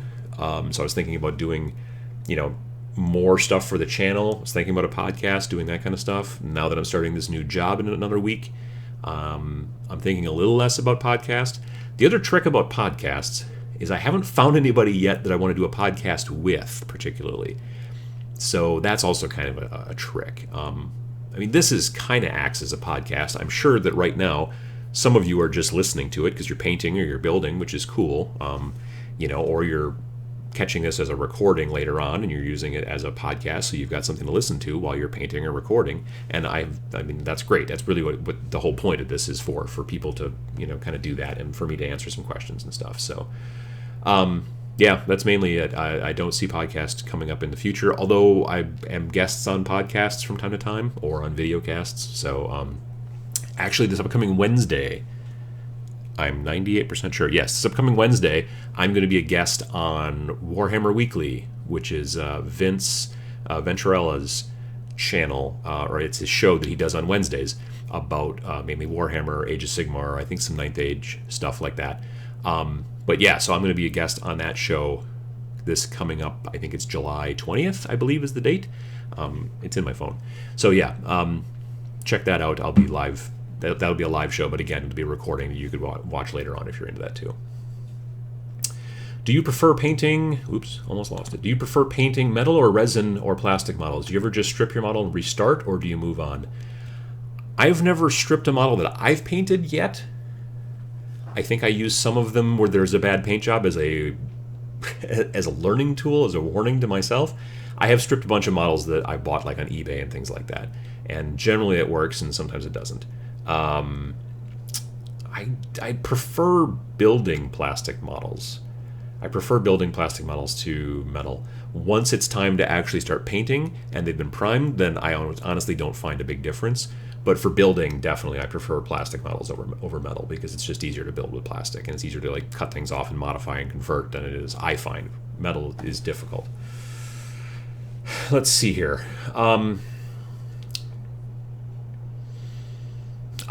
Painting my Gorebeast chariot while listening. This is great to listen to. Well, thank you, Gary. I appreciate it. I was going to buy a Gorebeast chariot at one point for my Chaos Army, and then I didn't. Instead, I found an eBay version of the Mutalith Vortex Beast, who is at this point about half painted, but he'll be eventually joining my ranks of Chaos once I get him finished. But he's all built, textured, and primed, and highlighted, and even half painted at this point. But I need to go back and finish him up. Let's see here. Piscina says, your voice is perfect for a podcast. Well, thank you. I appreciate that. That's very nice of you to say. Again, like I said, I'm interested in it, but I haven't really come up with a great subject. It's difficult. These are kind of as close as I'm getting to podcasts right now. Let's see here. I think I misheard. What was the name of that post-apocalyptic style game system that you gave a shout out to? Hyacinth Games is the name of the company that makes it, and the game itself is called Wreckage, like WRECK-AGE, age, Wreckage. It's like wreckage, but there's a hyphen in there, so it's Wreckage, because it's an age of everything being wrecked, because it's post-apocalyptic.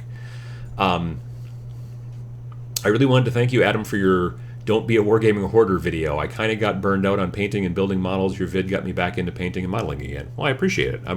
I hope that either it has, kind of pushed you to start painting more of the stuff that you've got sitting in your basement festering. That's what it's doing in my basement. My stuff is festering. Or it's gotten you to either, maybe sell some stuff that you're like, I just don't know that I'm ever actually going to paint or build this stuff. Either way is good, because it kind of gets that stuff. And, honestly, if you are going to turn around and sell it to somebody else, now they're going to be able to enjoy it, hopefully, and it's not just going to sit and stay in your basement, and somebody else might be able to use it and do something cool with it, and that's always fun. So, did you ever try using Easy Off Oven Cleaner to strip the Space Marines you bought? If so, what were the results? I have not, Rusted Beetle. I've thought about it. I've also thought about 99% alcohol, or is it 71%. I don't know. There's, I think maybe 99%. I've had a bunch of people tell me stuff. Dettol, which I believe I don't know that I can get in America. I think it's a UK thing. Other people have talked about brake fluid. I'm a little nervous about brake fluid on plastic models. I did this stripping showdown last year, I think, to show the differences between different stripping stuff. I like to use either super clean or simple green. And I bought these models I got on eBay that they just would not strip. The paint would not come off. I don't know what. I'm wondering now at this point if they weren't painted possibly with enamels. I'm not sure, but they did not want to come off. So I've never tried Easy Off. I think I've heard somebody talk about using Easy Off to try to get paint off, and it'd be interesting. I'd have to see how that works. Panga asks, what do I actually do for a living? My new job will be soon to be a mobile UX UI designer. I've been working in web design and marketing for 20 years or so, and so yeah, I do video stuff, I do web design stuff, graphic, for print, for the internet, a lot of different things, but mostly it's been working in some sort of web design and marketing for, like I said, since about 1998. So yeah. Let's see here. Don't be a hoarder, huh?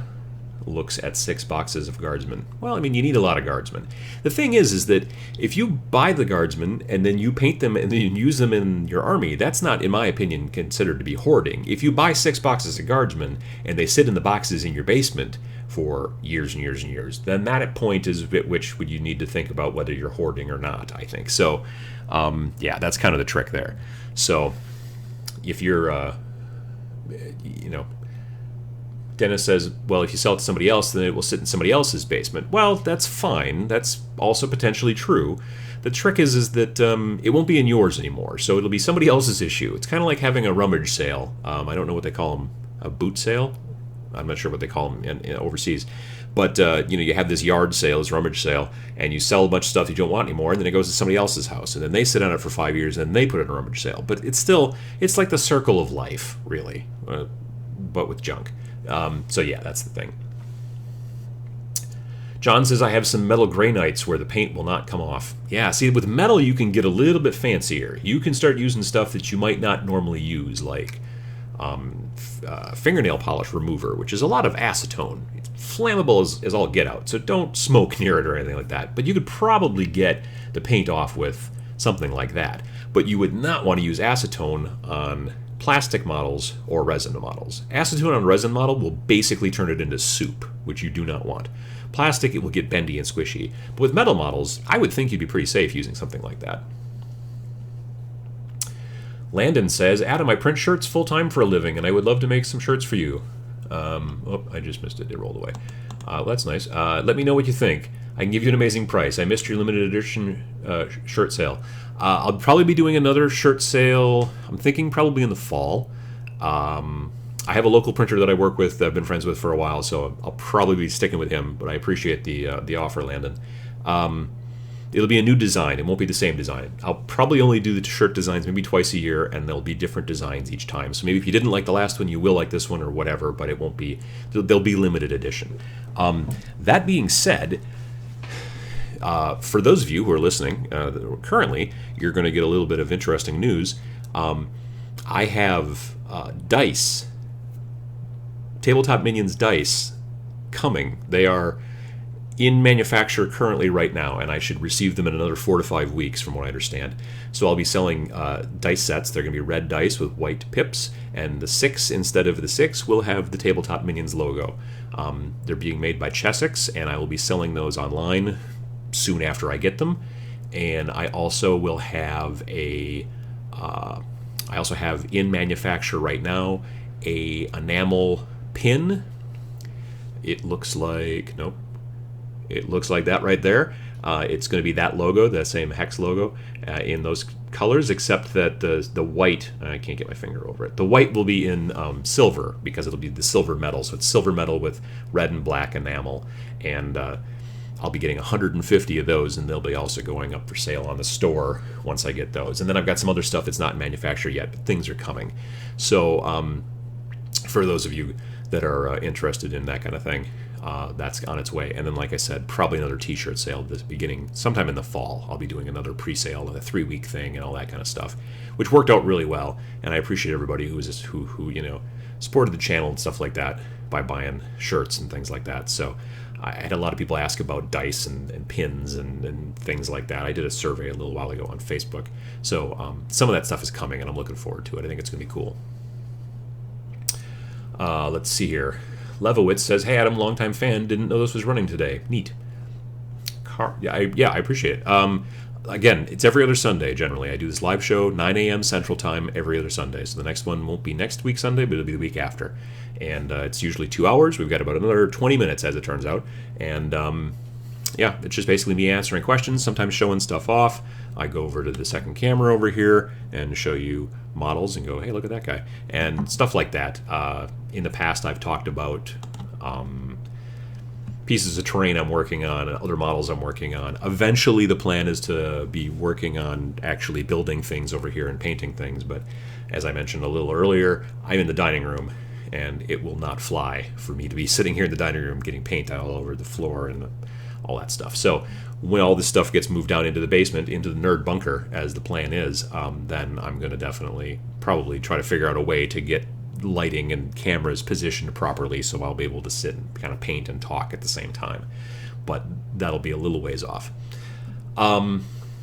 Let's see. John says car boot. It's a car boot sale. See, but is it a car boot sale if it's in your garage? See, because around here we call it a rummage sale or a garage sale or a yard sale because it's either in your garage or your yard. But a car boot sale sounds like you go to like a parking lot. That sounds a little more like a flea market around here. Anyway, not super important. 40K guardsmen are annoying to paint, says CL4 more. They're generally 50-51 colors, so you can't quickly do them with an airbrush. You would think that. I actually am working on a new quick and easy paint tutorial. I did the quick and easy paint tutorial about how to paint skeletons, and I am doing one about guardsmen.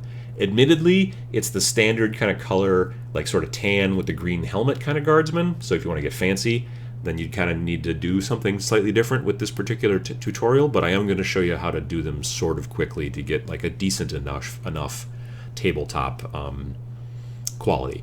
And so that video will be coming soon. They have been built, they have been textured, and I'll prime them now. So then I'm going to be kind of painting them and showing you step by step, and it'll be a video coming up soon. So keep a lookout for that. Let's see here. Oh my goodness.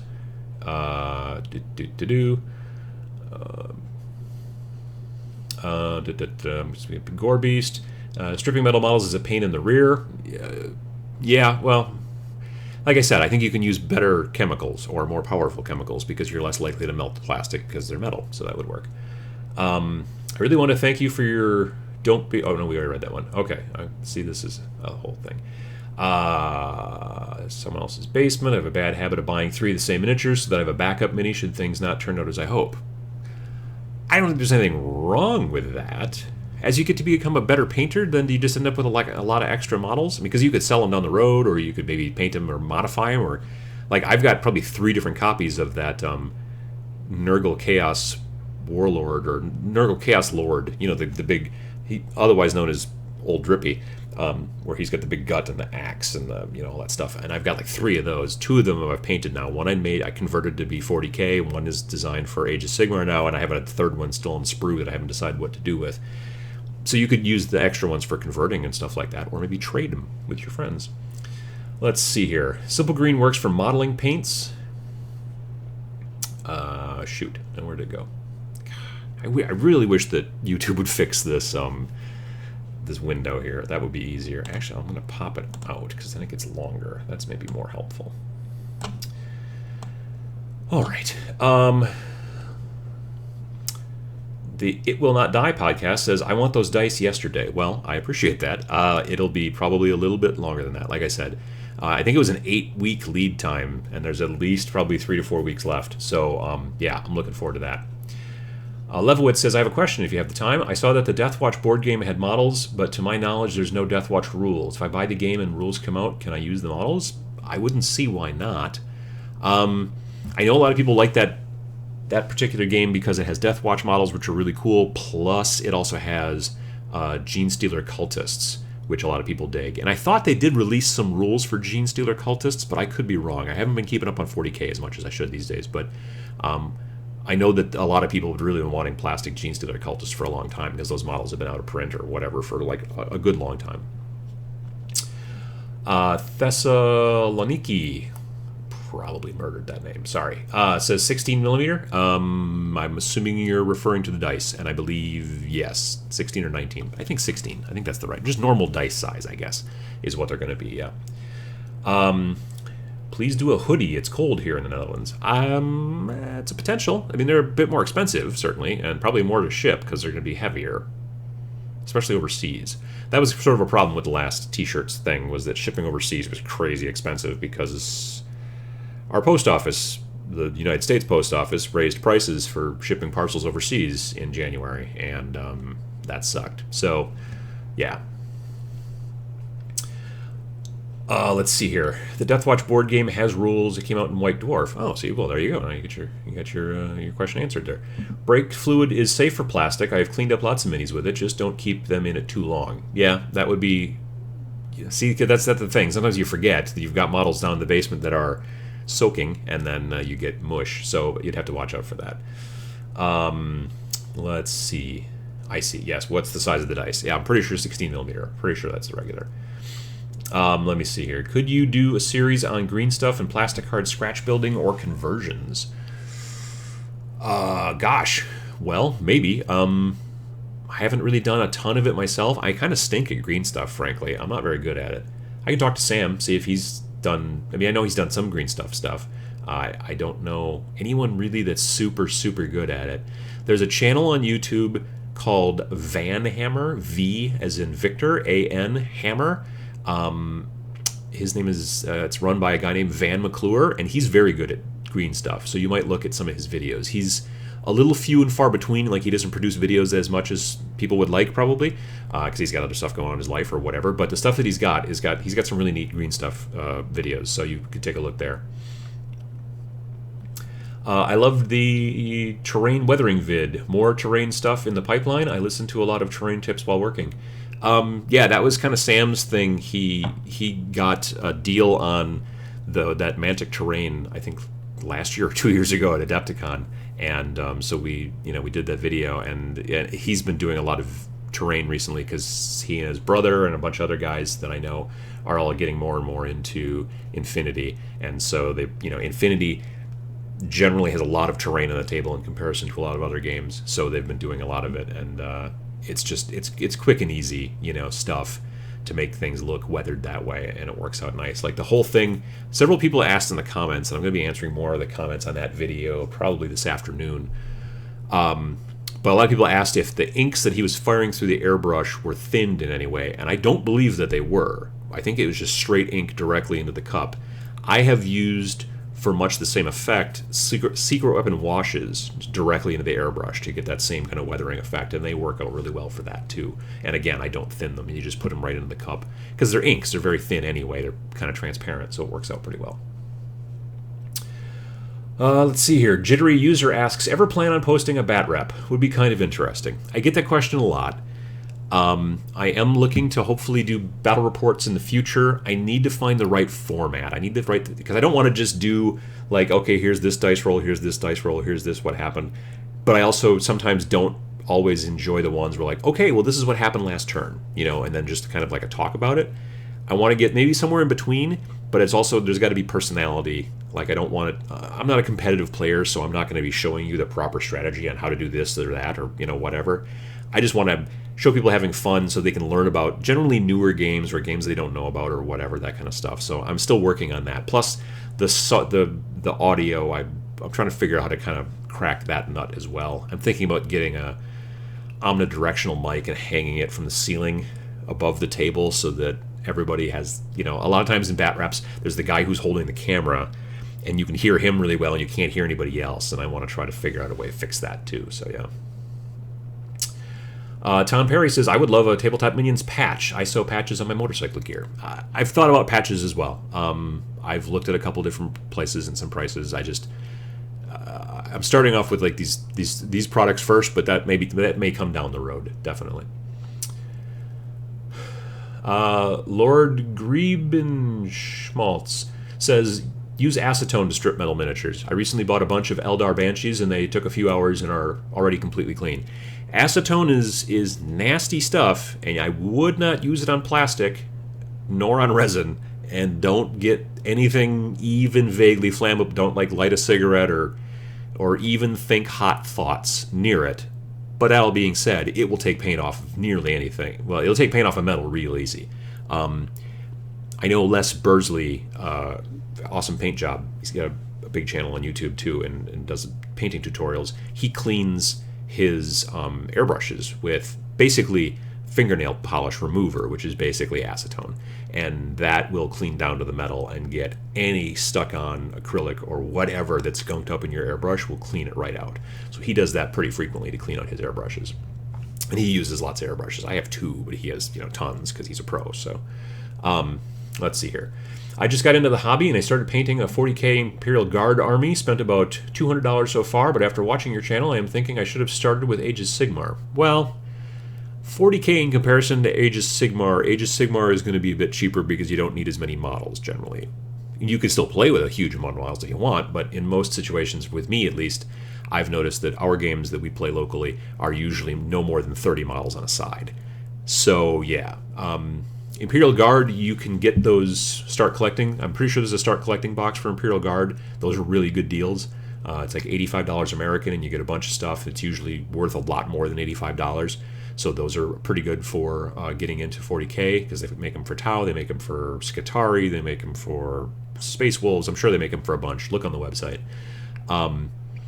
But yeah, I mean, Age of Sigmar can be a little bit cheaper just because you don't have to buy the book, and you don't have to buy the codex. It will be interesting to see if the next edition of 40k starts to go down that path as well, where the book is a PDF and there are war scrolls or something like it instead of, they probably called data slates or something, I suppose, but instead of codices. But we'll see. But yeah, that's the difference. They're very different games. It's true. Fessa is saying I wouldn't compare 40k with Age of Sigmar. They're very different games, but if you're looking at them just from price, it's generally a bit cheaper to go Age of Sigmar, certainly. Let's see here. It's double expensive to buy both at once. Yeah, if you want to play both 40k and Age of Sigmar, that's even more expensive than just playing one. I'm not great at math, but I'm pretty sure that's the case. Let's see here.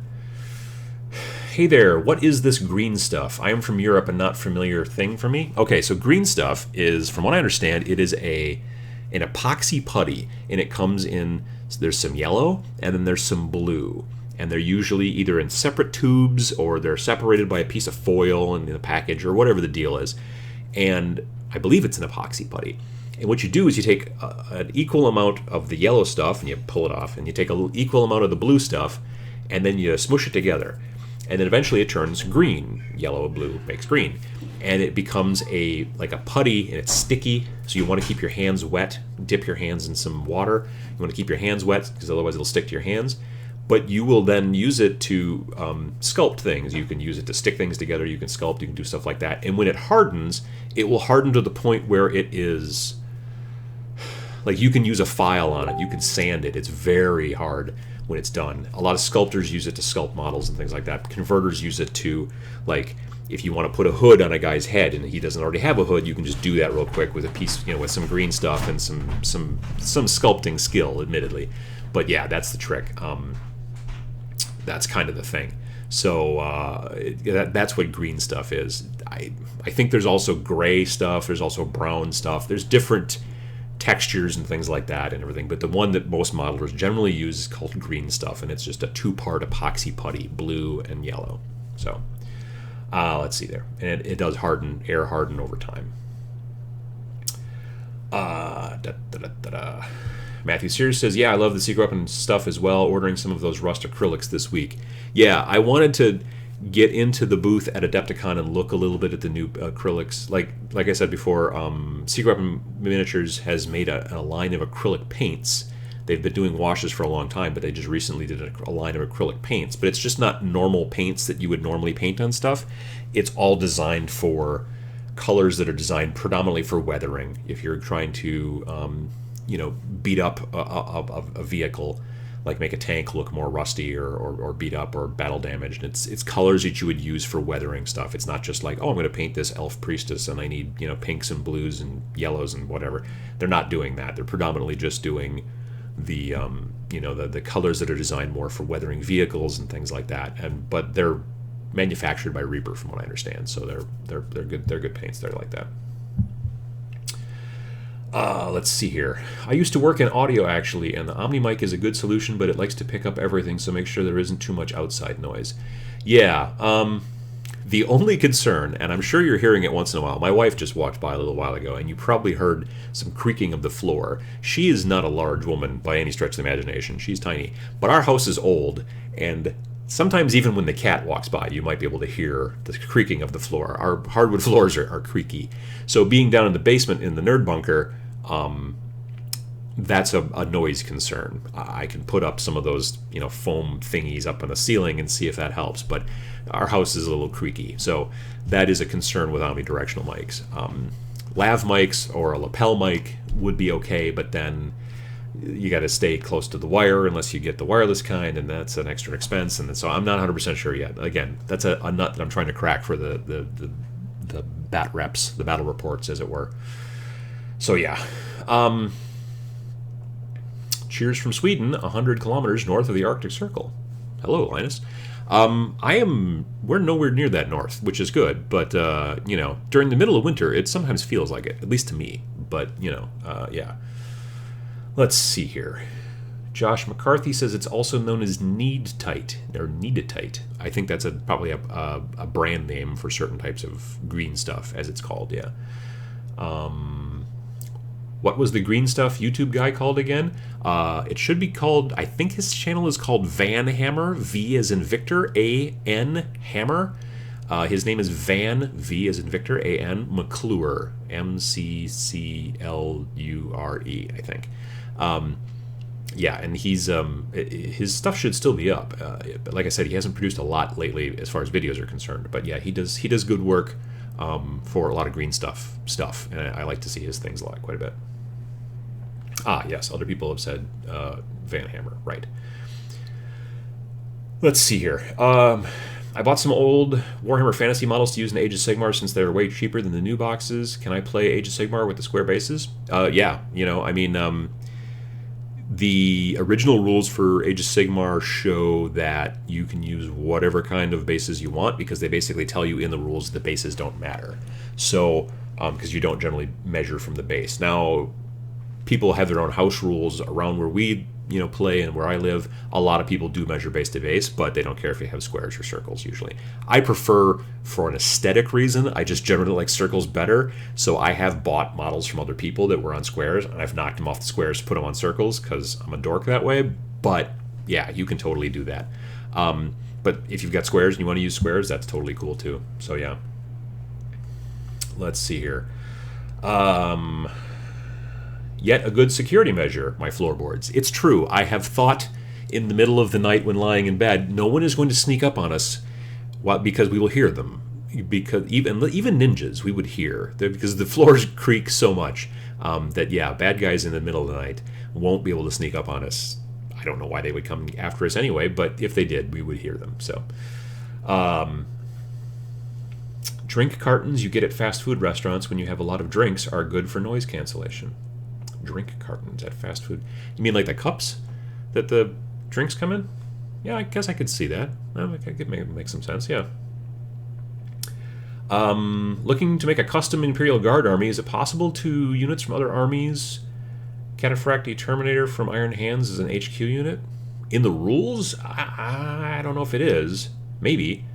I mean, I know there's things you can do with allies, and I don't know what that's all going to be.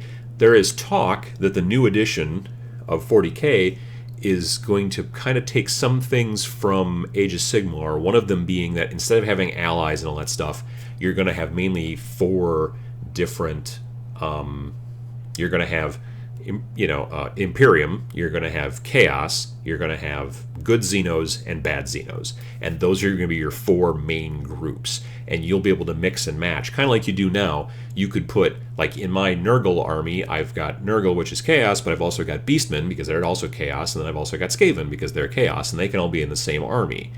They're looking at, from what I understand, the rumors are that's going to kind of happen in 40K. So in the future, you'll be able to easily mix Space Marines and Imperial Guard, let's say, and put them all together in one army, in theory, if the rumors are to be, believed. Just don't get a mic that will pick up ghosts. No, yeah, that's a bad movie I don't want to get into. I also don't want to have any cameras that pick up ghosts. I don't think this place is haunted. I'm pretty sure. We've been here like 5 years now. I haven't been haunted yet. Maybe it's at the 6-year mark where then the hauntings start. I don't know. I don't think so. I'm hoping that we're not haunted. That would be great. And honestly, most times if I hear weird noises, I blame it on the cats, and that's good enough for me, frankly. Let's see here. I'm working on a Necromunda gang because I have 20 cultists left over for my Death Guard. If you had any general suggestions for third-party stuff, modding or building a gang, I would love to hear it. There's a lot of cool models for Necromunda you could use. Wreckage actually makes a bunch of cool kind of post-apocalyptic guys that would work great as models for Necromunda.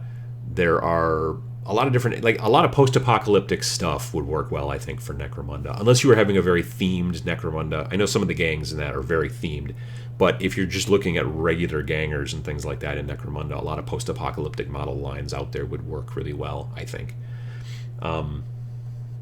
What do you think about painting pieces and then assembling models?